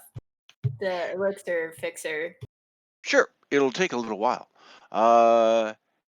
Hey Dio, hold that young lady. We'll throw a couple drinks down her throat. And again, within moments, the magical drunk fixer elixir is going to go ahead and fix her up and get her on out of here. Guzzle, guzzle, guzzle, guzzle. Completely lying. It's just water. Ain't gonna work. But she comes off with an air Technically of... not a lie. Hydration helps. It's true. You don't lose karma points for this. I thought about this. Love This it. sounds good. Love it. Do you want me to roll deception to make sure they don't see through my ruse? Or are we just gonna be like, If so, can I assess a deception? I can Please. come back here saying, Yeah. "Oh man, I was so schnockered earlier. I'm so glad you're looking at this." Definitely roll deception though, because you are trying to deceive. I'm trying to deceive them into thinking something is not what it is. Okay. So I can assess And them. rolling. I got an 18. I hit just fine. We'll see. Nice. I helped. Okay, so even with advantage, that would have ended up 18. Good stuff. The lady holds onto the table, grabs the jar from you. I can drink stuff myself. I am the lady, and I can. Oh, yes. Is this alcohol? And then she just drinks the whole thing. And then you guys are trying to talk to her. She holds up a finger in your face to be like 1 second, but she doesn't say it. She just keeps chugging it. She looks over, Karu looks over at Ayami. No. Hito and Hydro brothers. She looks over at Hiroji and just shrugs her shoulders. I'm sorry, but your wife is not getting any of the drunk fixer elixir. By the way, guys, you run the tavern and you run to the general store. Any unusual activity? Anyone buying any overland gear? Something that would take them all the way down to visiting villages to the south, such as Tarutu. Hideo looks at you and he's like, you're talking about that councilman that usually comes here. Yeah, he stops here before he goes south to Tarutu, but he was coming back. He actually returned one of the things he had bought because it didn't work, and I was very sad about that. What was that thing? Honey, what was it? And then he looks at her and she's like, I think it was the umbrella chair. Yeah. Honey, we don't sell umbrella chairs. No, it wasn't an umbrella chair. We need to make them. No, we don't. That's not a. Actually, that's not a bad idea, he says.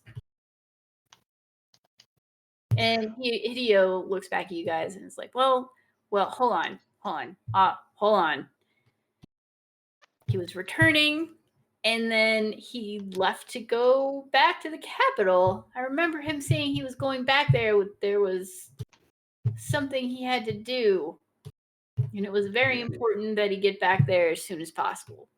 But he didn't buy anything to go to Taruta Village. It just came back from there. Right, honey? And he looks over at her. And there she is, poking his forehead, being like, oh, we're gonna have so much fun tomorrow. And he's like, oh my god. She's starting to sober up, though. Really? All things considered, because she just chugged a huge amount of water. What it first does is make you more drunk, and then it makes you way more sober. She's ending the part where she's more drunk, where nothing she's saying is kind of making sense. Got it. As we do this, she gives her a little bit of Bear's Endurance. Target has advantage on Constitution checks. Also gains 2d6 temporary hit points. She's super strong. And just for the hell of it, augmented magic. She does a twin spell augmentation. Targets only one creature, but now it can target 2 drunk chicks. Ha ha! Nice. And then we turn our back. Crone, these young ladies will not need assistance. They will be walking under their own motivation. Good luck, guys. Oh, make sure you get the hair out of their vomit. Yeah. What she said. Returns back to the table. And I don't think I can get a better roll than that. So now at this point, the one that drank your elixir is completely sober. And she does walk out of there on her 2 own Lamborghinis.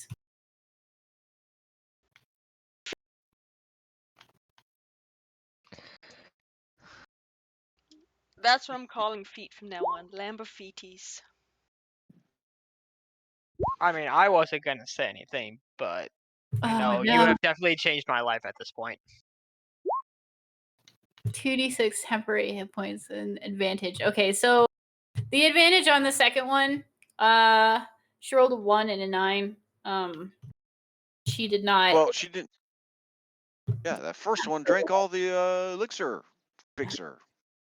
So the elixir fixer apparently did a hell of a job, and the other one without the elixir fixer, even with a advantage on Constitution, she's still drunk.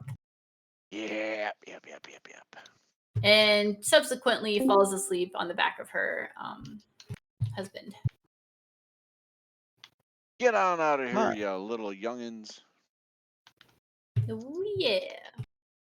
All right, so they take off, and what you've learned is that it does indeed seem that Counselor Ikuya went directly up north to the ferry and did not actually go back to Taruta Village or anything else. Yeah, sounds that way. He was accompanied out of here by 2 strangers. Yes. Yes, indeed. Anything else that you guys want to do before you turn in for the night? Not me. No? So the Karen left, right? So she Yeah, you left. she's not staying here. She's staying someplace else. No, she's in her room, which is in the floor above yours. Ah, okay. How long has it been since I cast a suggestion? Not 8 hours. Yeah, I'll stay up a couple hours. Make sure that she's asleep before I sleep. Alrighty. Anyone else? Nope. Not me. All right, you guys turn in for the night. Boonta, are you gonna stay there or go back to your apartment? I am going to go back to my apartment because I have to pack. That's right, you do. So I'm gonna go to my apartment and I am going to pack some, some clothes, some fresh undies, a brush, because it makes my fur all silky. Toothbrush, and by toothbrush I mean those dental tubes. Dental juice. bunch of greenies. Hey! He needs to make himself look fetching. Yeah, those green pen, those green. Well my done. favorite ball that is thrown, and sometimes people pretend to throw it, and when they do that, I get mad. But I'll that's fuck them okay. all up. Knife, for tool stuff. 15 feet of rope, or 30 feet of rope, whatever it is. I think I believe it's 30. 8. As much Yeah. rope as you'll let him carry. Knife for pug life. Pug life. I'm not gonna bring torches, but I will bring a lantern with me. Some spare change. Which I don't know if I even have any money. I think I have 10 gold. I think you have your starting money. What is that? It was 10 gold. Was not a lot. No, I think We- they also gave you some money. We Yeah. shared a piece with you. Yeah. Did You you better have? remember that. Because my thing Or only Andy. says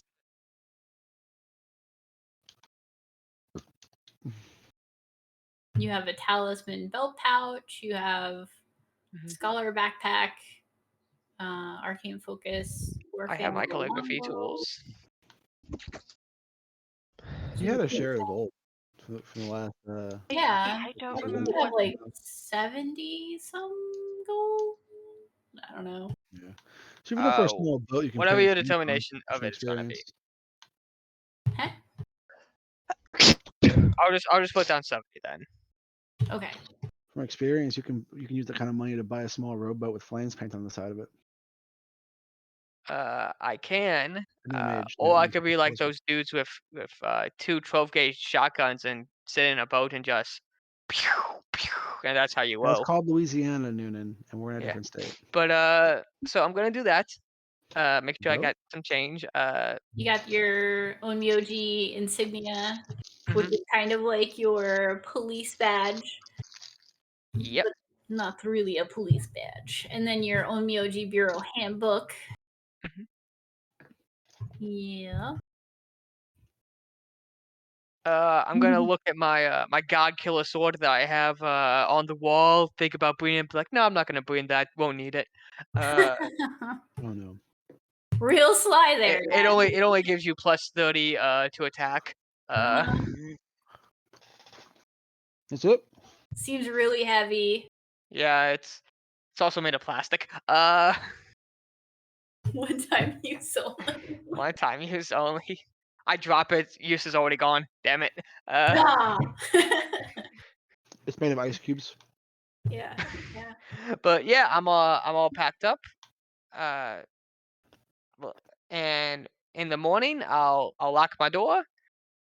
Unless people want to do something throughout the night. I want to stay at your house. I mean that's fine. Are you bringing Princess Mittens with you? No, just kidding. No way. She can't No come. way. No way. No way. No way. In fact, I'm just gonna stand outside of his house and stare at the door. That's a creepy dog. No, I'm kidding. And Sorry. in the morning, I open the door. Oh my god. Hi. I've been Hello. waiting.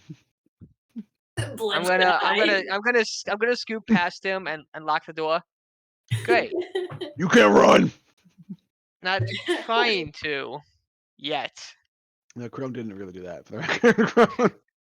But yeah, in the morning I'll lock my door, take a deep breath, go down to the office and say, Wataru-san, Mr. Wataru-san. Oh, Wataru-san is asleep on his desk. Oh, you gotta wait. Oh no. propped up on the desk on top of the papers. He is snoring. You can hear the snores from outside the building. I'm gonna open the door and shake him awake. Oh, he what what are you doing, boy? He said. Well, Mr. Watu-san, I came here to tell you that I am going to perform our sacred duties on the road. It was an honor serving under you. I know you've always held me in such high esteem since you didn't come looking for me. So you must have assumed that I could handle it myself, and I always appreciated that confidence that you had in me. Holy ass, I'm saying. But I think it's time for me to grow as a bureau employee, and I am going to do good on my own, and I'm going to start shoving some papers into my in my bag. Don't worry, I'll be sure to finish up the paperwork and mail any back to you. And my bag is now like just stuffed with papers. Like I might need a second bag, but I will be sure to get it done and send it to you for your stamp of approval. But while I'm gone, and I'm gonna hand him a list. This is the list of all the things that I've been doing.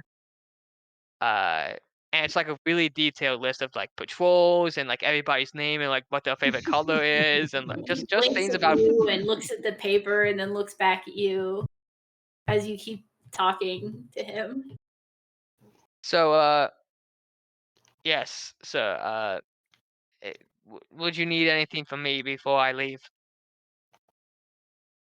His brow raises and he goes, "Well, I knew this day was gonna come. There's no way that you would end up being here forever. Oh, well, you did good." And he pats you on the head. A single tear is going to well, no, not a single tear. Like I'm just gonna bust out crying. Mr. Watu-san. Now, it's emotions. Emotions are showing. You're right, and I wipe my tears. A bureau employee is always calm in the face of adversity. That's right. I want to smash cut to us. Yeah. Granny her hair's on fire and she's just running around. And Benny Hill theme track's going. Yeah, I'm trying to throw gasoline on it. Oh no. But I think I'm gonna learn a lot on the road, sir, and I'll always remember what you taught me. Sniff first, ask later. Oh yeah, don't forget your final paycheck. Oh, Vanth with the real life experience. That's a good call. It's a good call. Yes. Otter pats his shoulder and he's like, "You can take the knowledge that I have given forth into the world. You get out of you." Thank you, sir. I'll also need my paycheck. Oh. Well, I thought that you already had gotten your paycheck. Well, sir, no. I pull out another piece of paper that's just a detailed list of all accounts. Well, sir, no, not yet. But I understand. I didn't see any of my paychecks in the mail when I was gone for that 2 weeks. I'm assuming it just got caught up in some other work, because I mean, you were probably doing the job of 2 people while I was gone. And I know you're a busy guy. So if you want, you can mail it, and when I go to the bank, if it's there, I'll send you a letter saying that it went through. If it's not, I'll send you a letter and let you know. Well, what is this thing here? Expenses. What does that mean? That's the stuff we have to pay for, sir. What is this water bill? Oh, shit. Okay, well, hold on one second. He goes over to a little safe in the corner, and then he opens the safe, takes out a little pouch, walks over and says, all right, you said 2 weeks, so here's 2 weeks. And he counts out a little coin and another coin. And finally, he hands you a little pouch with money in it. All right. All right, how much money? It's 150 gold. Oh, I am pretty wealthy now. Not really, but don't tell anyone that. I think I'm wealthy. Above game, how much more you got, old man? Above game, how much does he have? Well, he has his No life savings, sarcasm. and then he has the Bureau's money, which he doesn't know anything about because Bunta's been doing all of it. Damn. So Bunta would know exactly how much that Bureau office has. But he's looking over all the papers, and he's like, I think this is correct. I'm gonna count it, and that sounds about right. I'm not paid much as a government employee. Well, I guess the Bureau is a non-government employee, but I'm gonna look at him, give him a salute, and say, I'll be sure to write. He nods. He's like, all right. But don't you be too long out there. You come back sometime. Don't worry. I'll have one will. paper for you when you get here. Hope you don't die out here. He would be heartbroken. Oh, Anyway, All right, and I'm going to walk out. And there's still papers just sticking out of my bag. Meanwhile, he's in the office, scratching his forehead as he's trying to read and look through the papers you have handed him already. I've left him in a pretty good position, I would say. Oh, you did, but he is not really into the whole anything else of the job. No paperwork, none of The that. bureaucracy. Yeah, he does not do any of that stuff. Okay, so then I'm gonna go over to the fellas and the lady fellas, and so where are we headed? That's a good question, fellas and lady fellas. To get a way to breathe underwater, because I do not have a way. You don't have any spell scrolls or potions?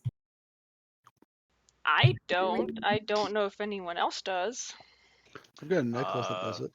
I'm not good at all, Keiru, but on her character sheet, Keiru can hold her breath for a total of 30 seconds. Oh. pretty good. Yep, thank you. Well, good news for you. The general store has potions of water breathing and 24-hour enchanted items of one-time use water breathing. So Yeah, let's grab some of those and some backup some of those. water breathing. Oh, before we leave the onsen, do I see Karen? Cal Ren. Oh no, Karen. he's in Star Wars. Yeah, I know. Me being weird. I was very Karen. confused. Do I see Karen? Oh, I thought you said you Kylo see Ren. Karen. No, you do not. She's in her room still. Shoot. Was hoping to see her before we leave. Third level. So that's Let's grab some potions.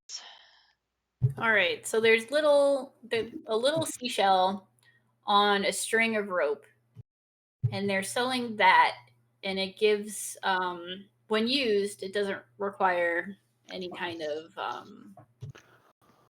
attunement or anything, but when used, it casts water breathing on the wearer. It's like 1 water breathing. Does anyone else need the potions or anything? Yes. Yes, I do. Yeah, so I'm let's. gonna buy. I was gonna say, let's grab Crones the are- necklace. Yeah, I'm gonna buy myself a necklace. Me too. Well, Remind one my of those me that I'm a- necklaces is kind of worth like 100 gold. So you can haggle, trade, or whatever, but it is an enchanted object that casts water breathing. And if you were to buy the spell scroll, it would probably be 240 gold. Do I have 240 gold? For a spell scroll? I do not have 240 gold. Oh no. But the, Haggle for the that spell on the shell. rope is 100 gold. I'm imagining this is like that gas station, the last gas station before you Ah. entered Yeah. Yes. Death Valley, and it's jacked up. What's Okay. worse, a gas station in the middle of Death Valley. I don't think there is any in Death Valley. Oh yeah, that does make sense. But Alright, also well, it's a Death park, Valley. so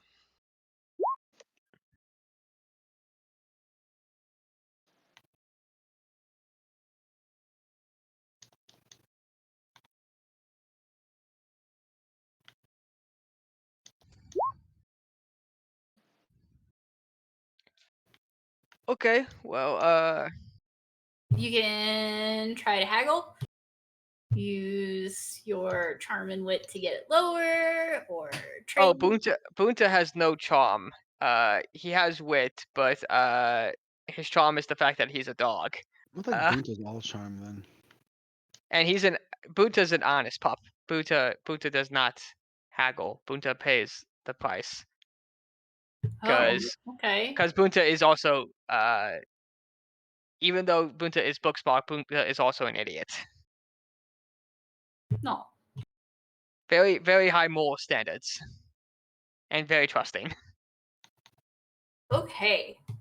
So I will pay the 100 gold just immediately and get the shell necklace.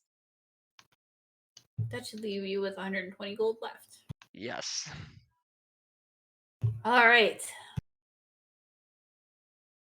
Anyone else buying that shell necklace?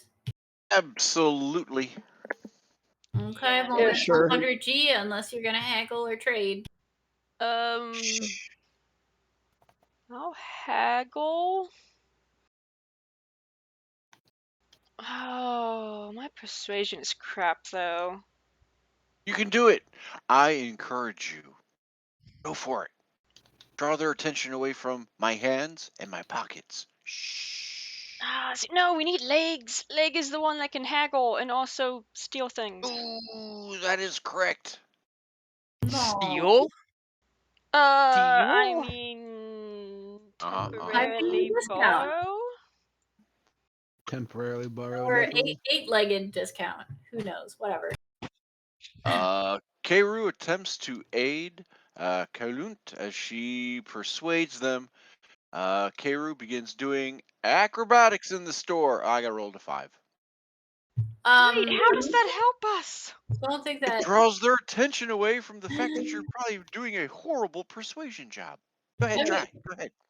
Damn. You are in the general store, and you did Mhm. give her a quote-unquote miracle elixir last night that she believes worked. Letting you know that.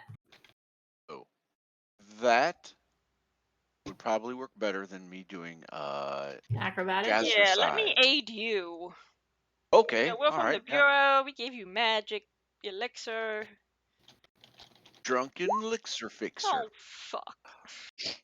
Don't worry, No. I'll cover this up. Ah, son of a bitch! That's a perception. That's not even a persuasion. Oh, okay. Wrong P. Damn it.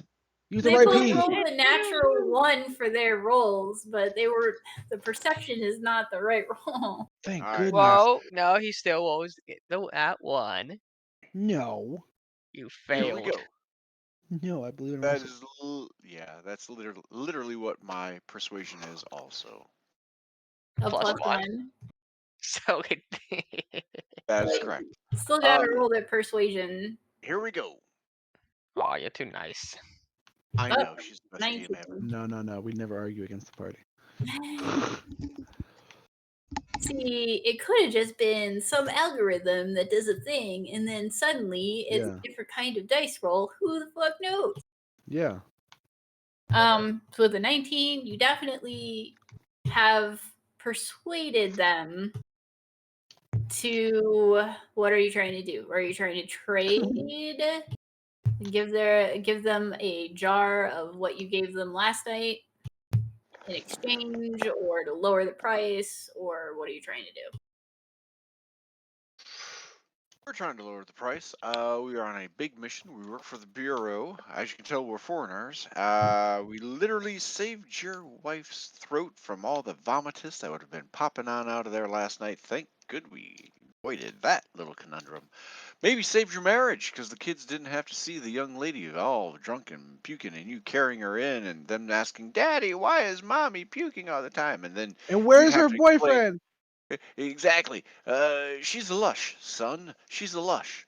No, we totally avoided that. I think it's worth 95 gold pieces. She taps her fingernail on the counter. 50 gold pieces.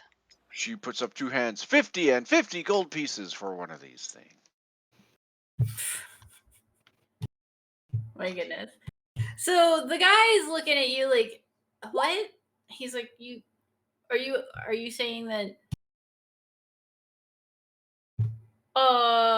you 50 gold pieces or 50 and 50? Because 50 and 50 is 100 and it is 100 gold pieces. So I'm very confused. Keiru 50 stands for up to her each full of us. height.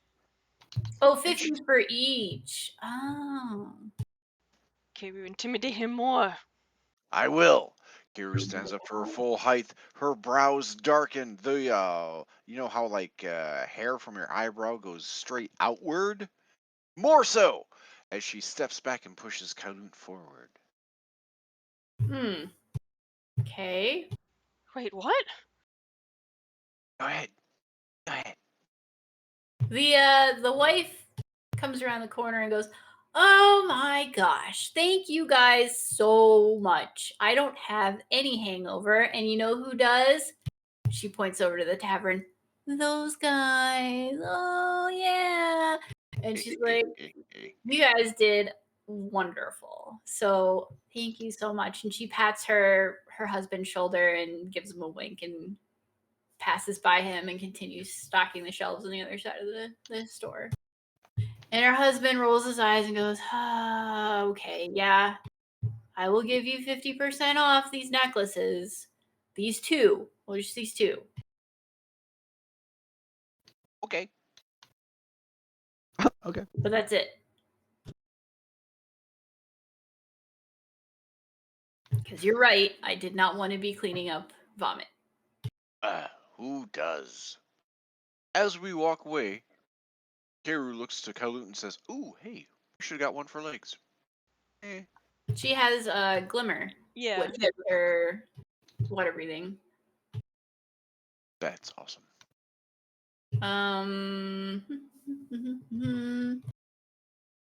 Crow comes up and gets a water breathing necklace for himself.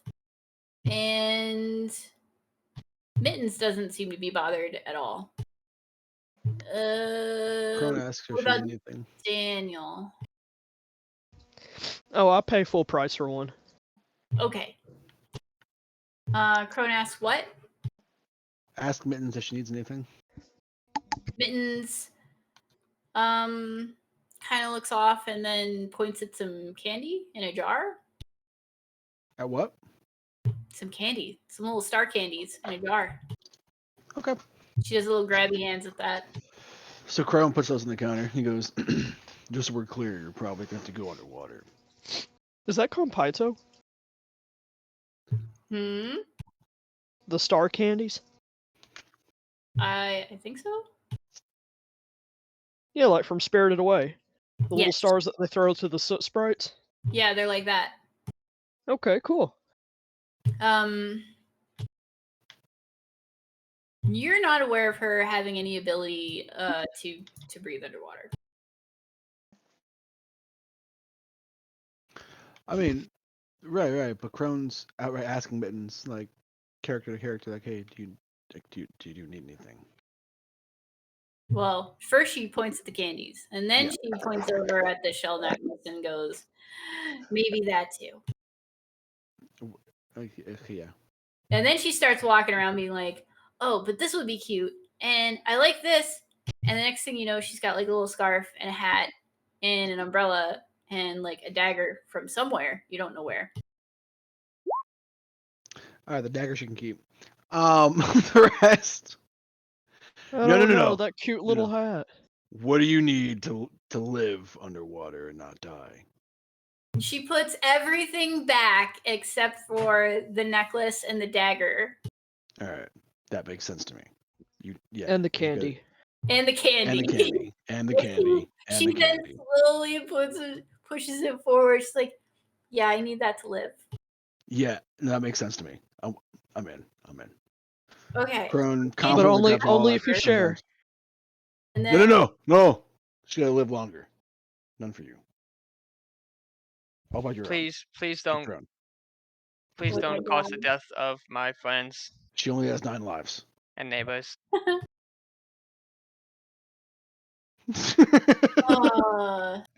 Yeah. So the dagger is worth 2 gold pieces. The candy is 5 silver pieces. And of course the necklace is 100 gold pieces. So Crone,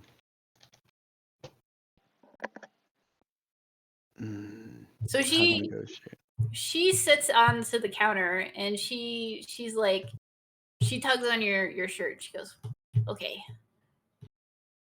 And she turns to the shopkeeper and she does the whole Puss in Boots cute little eye cat thing.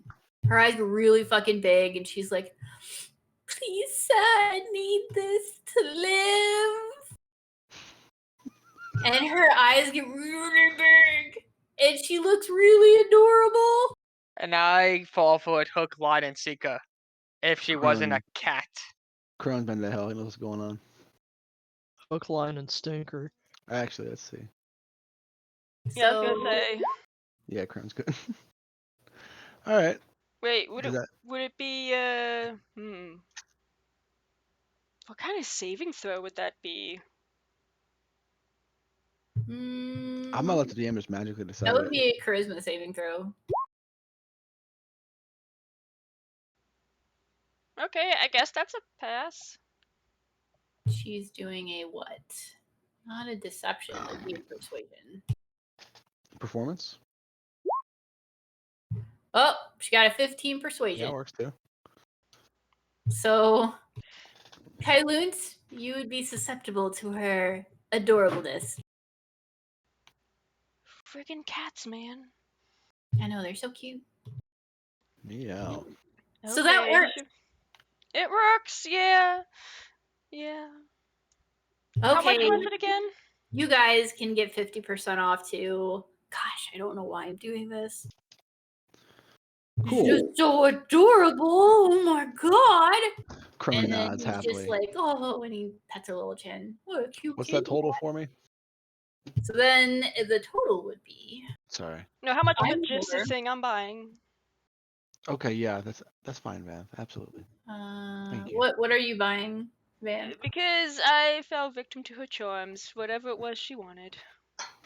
Oh, she wanted 5 silver piece candy, the 2 gold piece dagger, and now the 50 gold piece necklace. Not, let Crone can buy the necklace. I'll buy her the candy. There you go. All So right. the total is Deducted. 52.5, which if Van's doing the candy, it's just 52. Yep. Yeah, all right. That works. Yep. All right, she's covered. She jumps off the counter, flicks her tail, and smiles at you, hoping that she gets a praise from it. Even though it was all her stuff anyway. Yeah.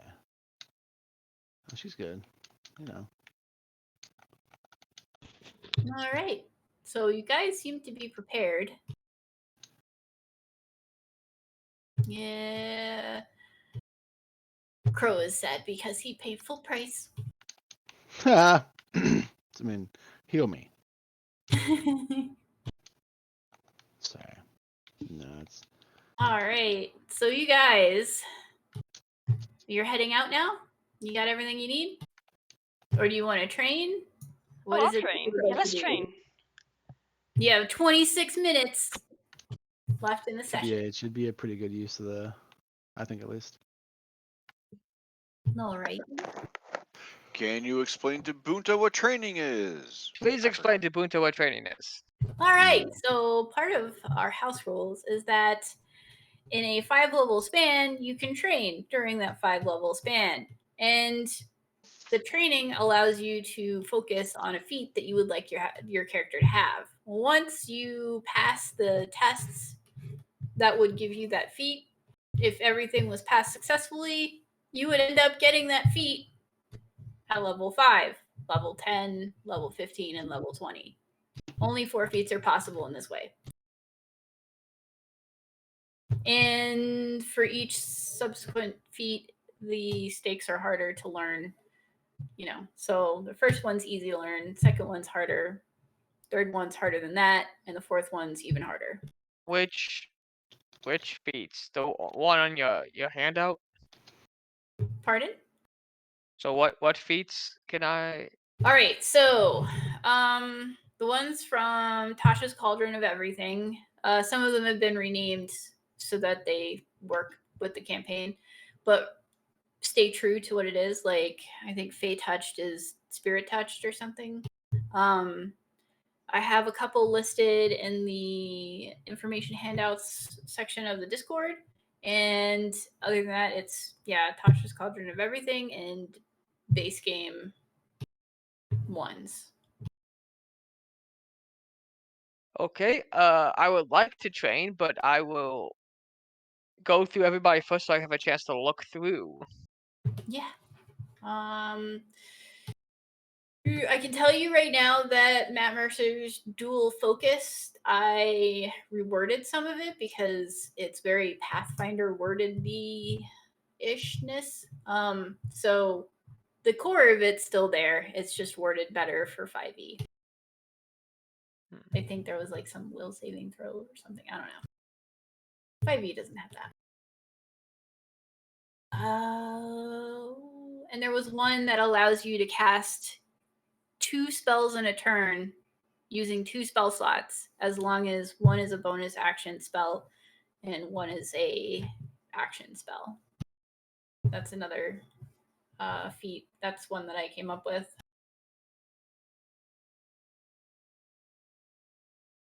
Okay. Anyone want to train first? I'll go. All right. What was the thing you were trying to train? Warcaster. I think I trained it once before. Yes, I think you guys all had one training session. Warcaster. All right. So, Fumiko told you about the surrounding areas and the capital, but she also told you about this great waterfall. A waterfall which you can meditate under to help with your concentration. And you can go there to train. Let's go. Classic All waterfall right. training. So, you get there and you find that you're going to need to get over there. It's not that you need dexterity to get there, it's that you need to be able to figure out the best course to get there without the danger. Misty So, Step. No, just kidding. actually, yeah, you could probably use Misty Step to overdo it. I was gonna have you formulate a whole path through all the rocks and roll intelligence, but if you want to Misty Step on over, that would work too. But I think you can only do Misty Step once a day. Yeah. I'll do the intelligence thing. 13. A 13 is passing. Because you needed it. Oh, that's a 10. Investigation. Oh. Duh. That would work too, though. Investigation is a skill that would work for that kind of a thing. Because you would Okay. have to investigate the area to figure out the best course of action. And you did, and you made it all the way over to the waterfall. You found the best rock to sit on, and you sit under it. But what you need to do is you need to focus on your concentration. So give me a concentration roll to see how you're doing right now with it.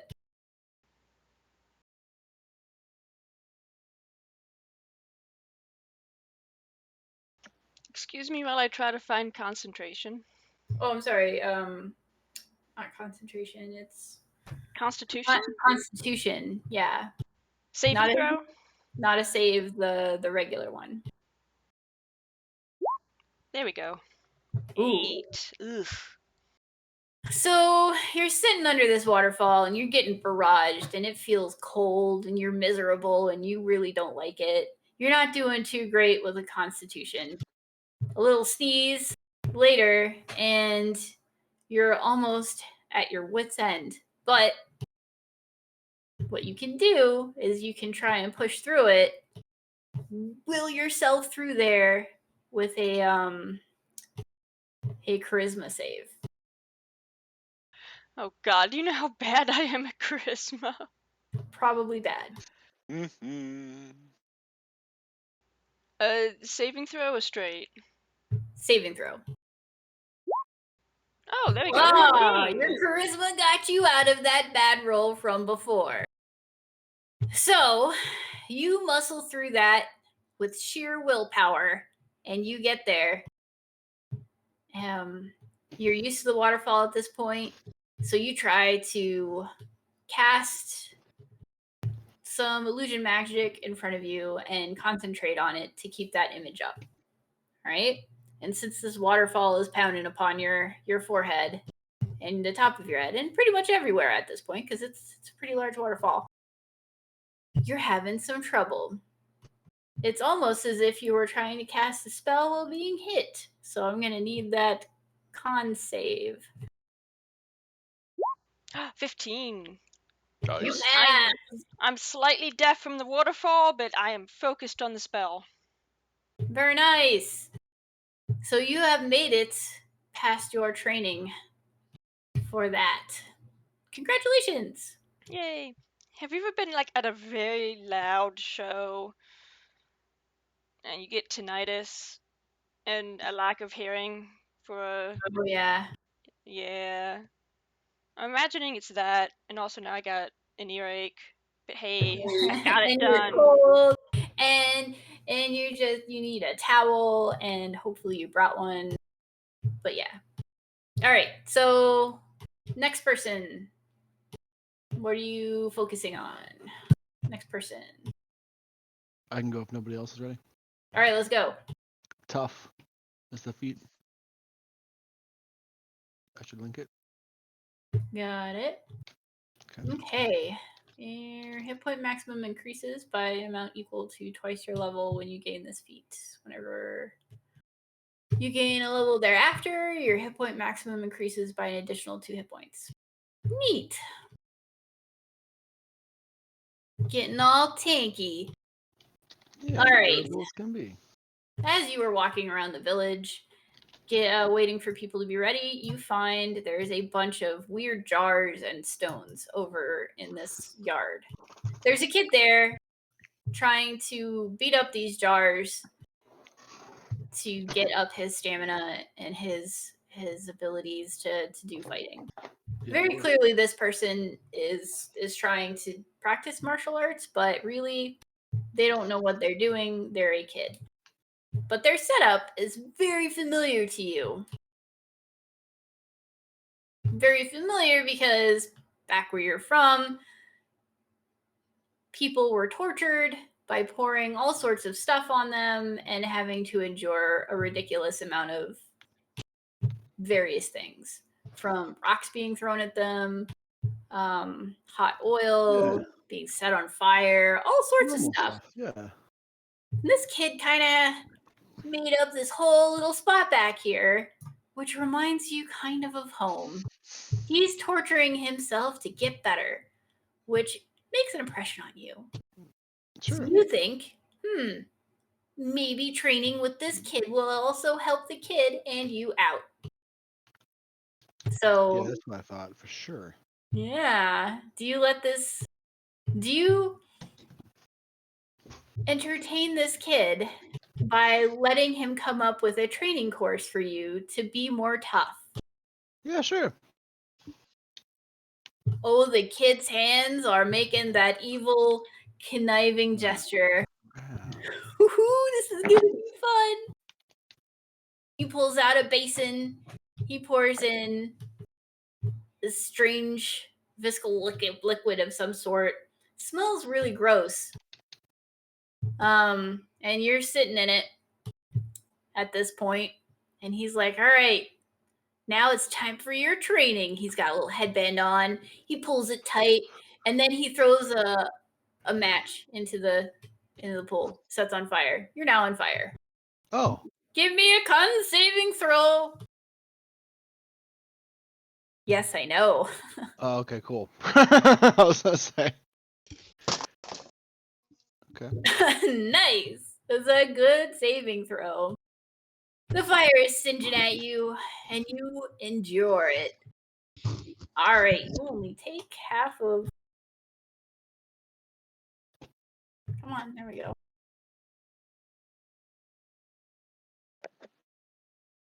You take half of 3. Round it down. You take 1 damage. Nice. You're a real champ letting this kid do this. Yeah. The kid is chuckling. He throws ice cubes on you at this point and very cold water as he puts the fire out. He's like, are you okay, mister? I didn't think that would actually, be that big of a flame. I mean, Crone just kind of shrugs nonchalantly. I wouldn't try it at home. All right.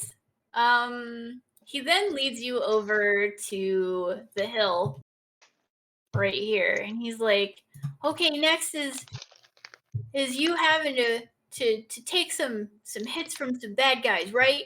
Yeah. And he's like, stand right there, I'll get the bad guys. And he goes up the hill. Oh shit. You don't see the kid, but you do see 3 boulders rolling towards you. Can Crone rage? Yes, you can. You can use any skills that you want to try and mitigate or do something about the stuff that is happening to you. Just bonus action. Some bigger. Yes. So you are now raging. Rah, rah. What I want you to do is either you do a dexterity save to dodge out of the way, or you take the hit and give me a constitution save. That dex save was pretty great, I thought. Yes, the dex save is something that works. You dodge those boulders. The kid is bad. And he rolls, he checks over there. He sees that the boulders are at the bottom now. So instead of rolling large boulders this time, he rolls a whole shit ton of smaller rocks. So now it's more like a landslide. Ball bearings. Nice. A landslide that turns into a whole bunch of earth moving down the hill. There's now a large crevice in front of the child, or the kid, as the entirety of the earth is moving towards Crone. Crone. Yeah. Give me a con save. Uh-oh. Uh-oh. You get buried under a whole bunch of rock and dirt and rubble and everything. But you can muscle your way through with sheer willpower. If you can give me charisma saving throw. Can you save yourself out of this? Yeah, I mean, Oh, you do. and I say, "Dirt, be moved," and my words moved it to tears. First, my Oops, girlfriend turned into not a that one. worm, and then I turned into a worm. Oh boy. Detachable penis. Detachable penis. Wow. All right. So you managed to get yourself out of that situation with sheer willpower. Yeah. Your determination has inspired this child, and he gives you one more thing that you have to do. Shit. You have to push those boulders back up the hill. My mom is going to Damn. be so angry if she sees that in the backyard. Oh, Billy. All right. Alright. So what you can do is you can either pull or push those boulders back, but that's probably going to require you to do an athletics. Could I argue I could backflip kick them with acrobatics? You can try to make the boulders smaller and then carry them up without acrobatics by doing something like a punch kick. Yeah, that would work. So do you want a punch? That would be so a punch or a kick, but it's going to be a yeah. That didn't work at all. I'll just try and strength them up there. Athletics, you said. Yep. Ah. Okay. That didn't work at all either. You're pushing. The kid starts pushing. They're not budging. You hear from the house, Billy, it's time for lunch. All right. Listen. try You go get again. food. Sorry. You can try again. You can do like an attack or a punch or anything like that. buddy. You go home. I'll take care of this. Don't get in trouble. And he pulls out his nods. Kenobo. And he runs off. Wow. You hit that boulder and your Kenobo just goes tang, and Where did this kid's mom find these rocks? they were on top of a hill. He used a stick with another little rock to wedge them out of their thing and roll them down. Yeah, that makes sense. All right. You have So- another attack with your action there. Okay, let's try it. There we go. You finally hit it. Yeah, it took long You enough. managed to Okay, get good. one of the boulders back up the hill out of the 3. Okay. It's mostly a success as you pass all the other ones. At least the kid's not 3 times as in trouble as he was just two boulders there. Hey, I'm also gonna leave a note with his mom saying, "Hey, your kid's cool setting people on fire. I'm okay, but he's not." Maybe don't let him near any fire starter. Yeah, if you have puppies or small animals of any sort. So we're gonna consider that a pass. Next up, who's next? You know, Bunta. Bunta will be next. I've had a chance to look through things. Okay. Was out of 3 out of 5. First, I'm going to hit my little talisman, get Chiyote out here, and I'm gonna say, Chiyote, we're going on a journey, and I need to hit things very, very well. Not, I guess it wouldn't be hard, but I want things to work when they shouldn't work, and I would like to study elemental adapt. Adapt, I mean. That's pretty cool. Which, when you gain the speed, choose one of the following damage types: acid, cold, fire, lightning, or thunder.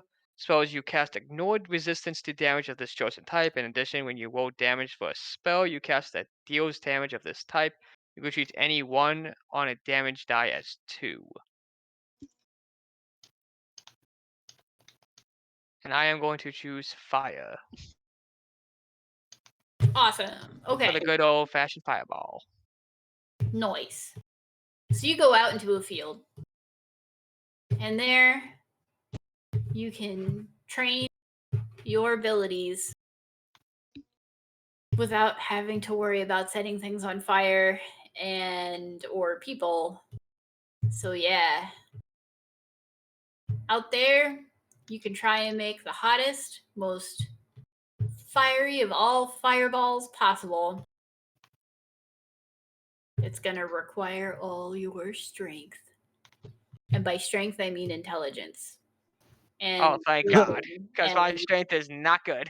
No, wait, it's intelligence and charisma that I'm gonna need for this. And then dexterity. Yes. Wow. All right, so Oh, boy. refining your spells. Mostly it's gonna require intelligence, but you're gonna have to work on your somatic and verbal components to really nail those spells, right? That's where dexterity comes in. So you're gonna be practicing all your little hand motions with absolute precision at this point. Roll me a dexterity or sleight of hand. Okay, give me 1 second. Do that. Dexterity. There is no sleight of hand because, again, Bunta is a good boy. So dexterity. Good Oh boy. yeah, Bunta, you're good boy. nailing all of those somatic positioning hand things. You're out there looking like you're Naruto trying to practice your jutsu. And Yeah. looking cool doing it. Now that you have that done, you focus on remembering the spell and trying to get that spell to be even beefier. So I need you to cast your fireball, but I want you to do an intelligence check. Intelligence. Boom. That works. You recall the spell and your precision with each word and each bit of that spell's makeup, the wording, punctuation, the inflections of where you're supposed to put emphasis on. All of it, nailed it. So, Good boy, Bunta, good boy. the last part of it is pushing through the boundary of the spell, injecting your sheer willpower into that spell. You're going to need to give me a sheer, really big charisma roll. Because Oh, charisma is a no. roll. Oh, no. Oh, Yeah, yes. buddy, Oh, look at yes. that. 21. Bunta, Baby, no. 920. Bunta, yes. Who's a good boy? I'm a good boy. I'm going to put so many people on fire. All right, so you cast that spell and you almost burn all your fur off. It's so engulfing in flames. The heat is overwhelming. Whew, you did it. Your training for this part is complete. Okay, so You guys- on level 10, then I get elemental adapt. Yes. So you're gonna Nice. need, I think, one more. No, I think it's 2 more training sessions. Okay, 2 more training sessions. Yeah. Let me write that down.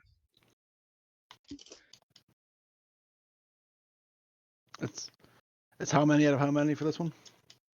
This is 2 out of 4, and the other one was 3 out of 3. So there you go. Let's see. We have Karu and we have Daniel. I can go. All right, Go let's for go. So I was working on Shield Master. Noise. All right. So you take out your shield. You are very intent on trying to get your shield and you to work together. Yeah. You're out in the woods. You are around all these different trees, and your shield talks to you at this point. That's Yeah. new. Your shield goes, "You must protect." protect them. And you see around you 5 specter-looking things. They're like energy or spirits. There are 5 of them around you, and they all have weapons. They're kind of faceless, but they're all facing towards you. And the shield goes, defend. And then these 5 things come at you. Okay. One at a time. But it seems really fast. You are going to need to give me, let's see, dexterity. A dexterity save for the first one. That's a no. All right. You do not manage to dodge out of the way. However,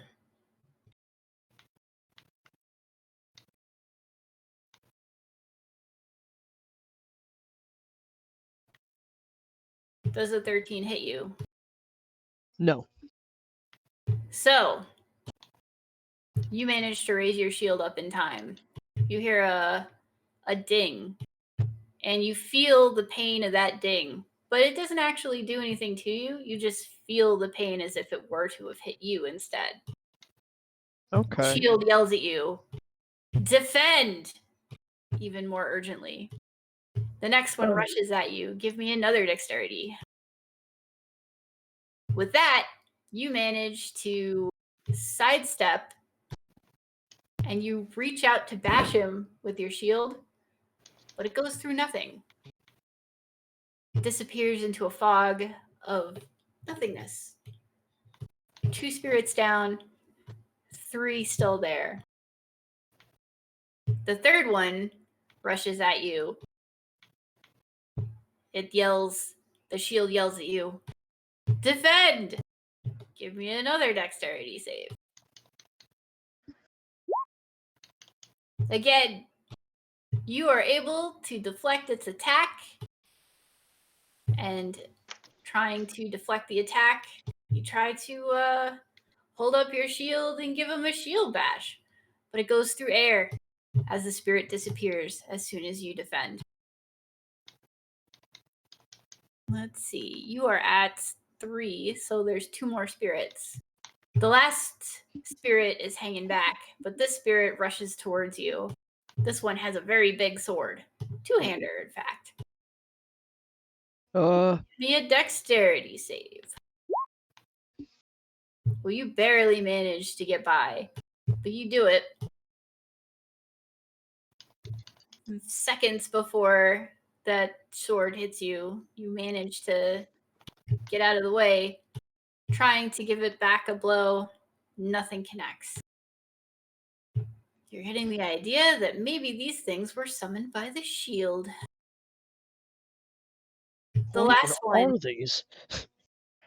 The last one stands there and summons a ball of spiritual flame. Oh no. It's blue, and it lobs it at you. Now with this, you're going to need to do another dexterity save, which you managed to do. But this time, you didn't sidestep it. You did a formal kind of block, because you can't really do a whole lot of sidestepping. It's like right in front of you. The block works perfectly,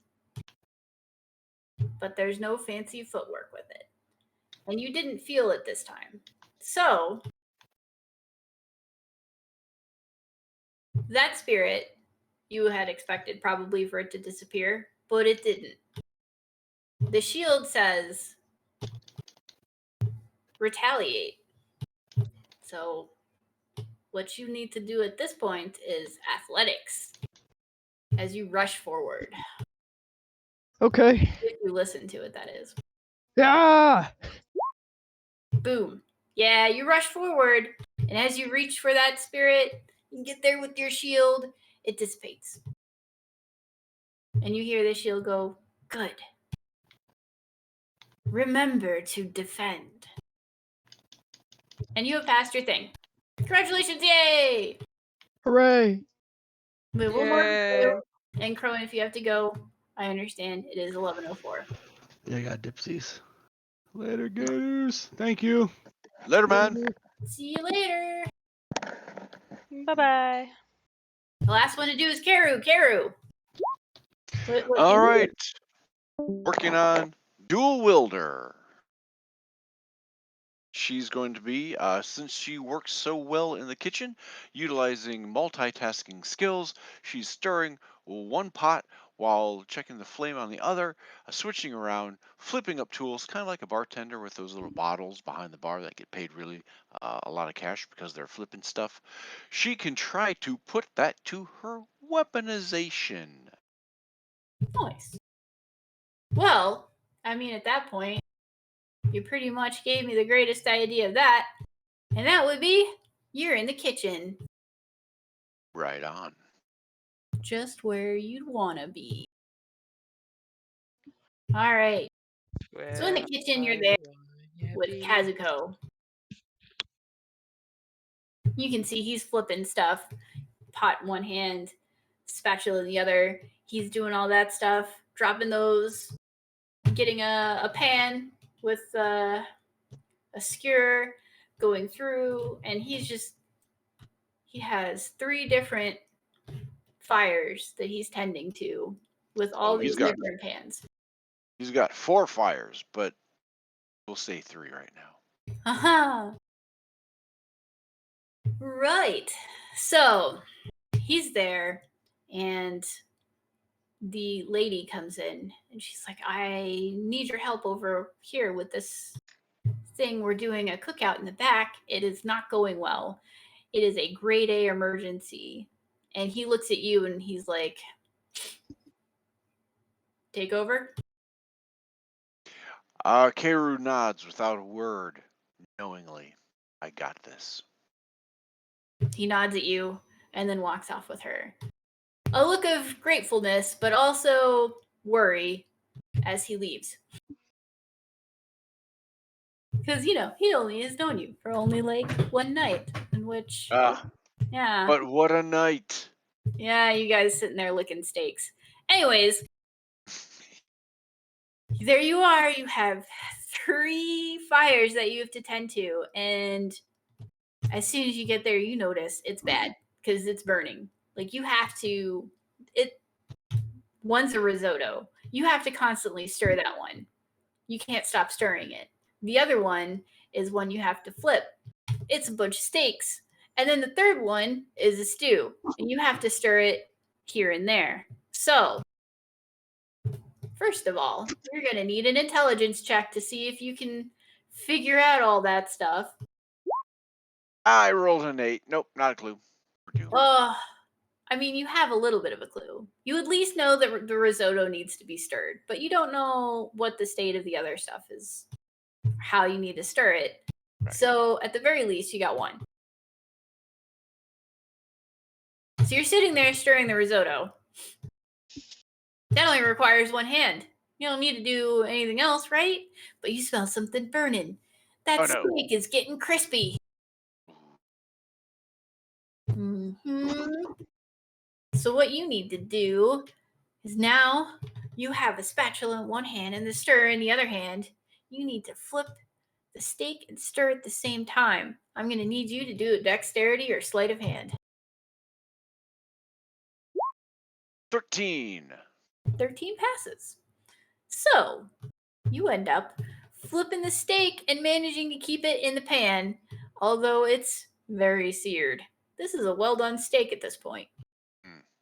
Hopefully, it can be well done on the other side too, and then it won't be a whole loss. Somebody out there is going to eat a well done steak. I'm sure there's probably somebody, right? Even if I have to lick off the crustiness of the steak. Oh, gross. All right.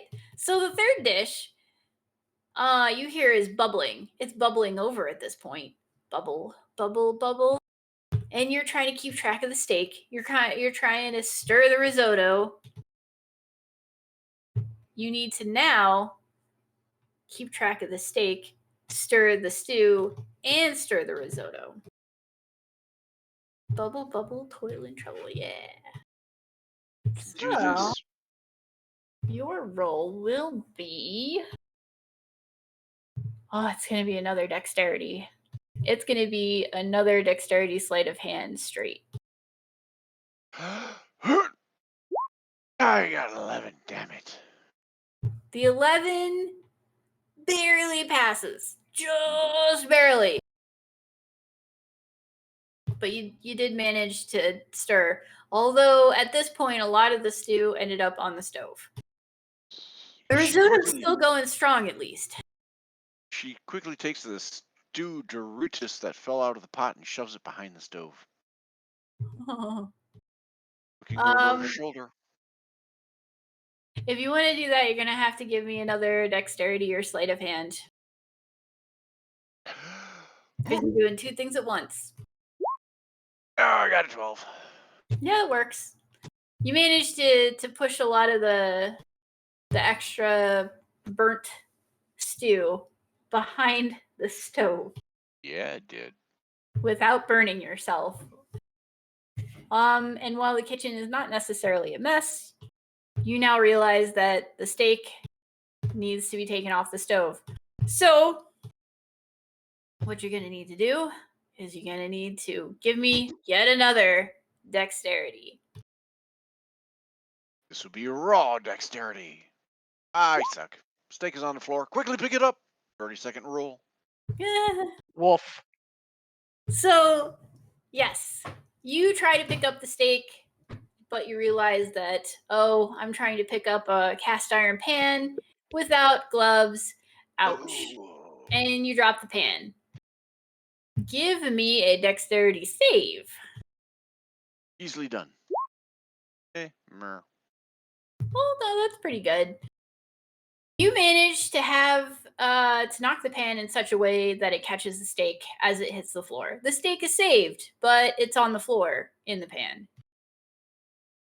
Meanwhile, you're still trying to stir the risotto. Ah, damn risotto. It's at this point that what's his face?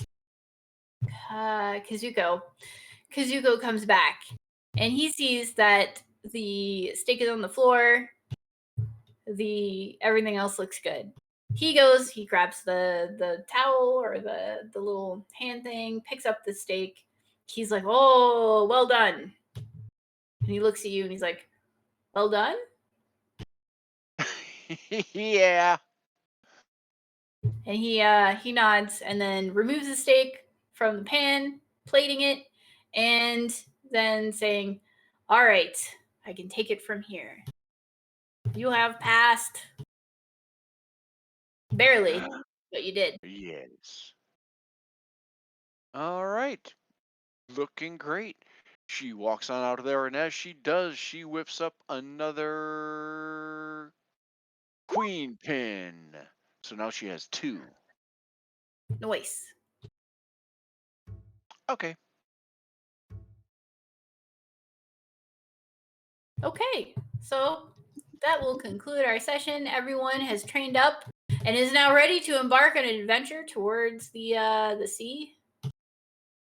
Assuming that's where everyone's going, to the north, to the Turtle Ferry. Yes. To the ferry. Alright, well, good plan, you guys. I got work tomorrow. Does the fairy have Good teeth? Oh no, it's not the Tooth Fairy. Oh no, not the ferry. Like I said, I got the dental shoes. I don't need a tooth fairy.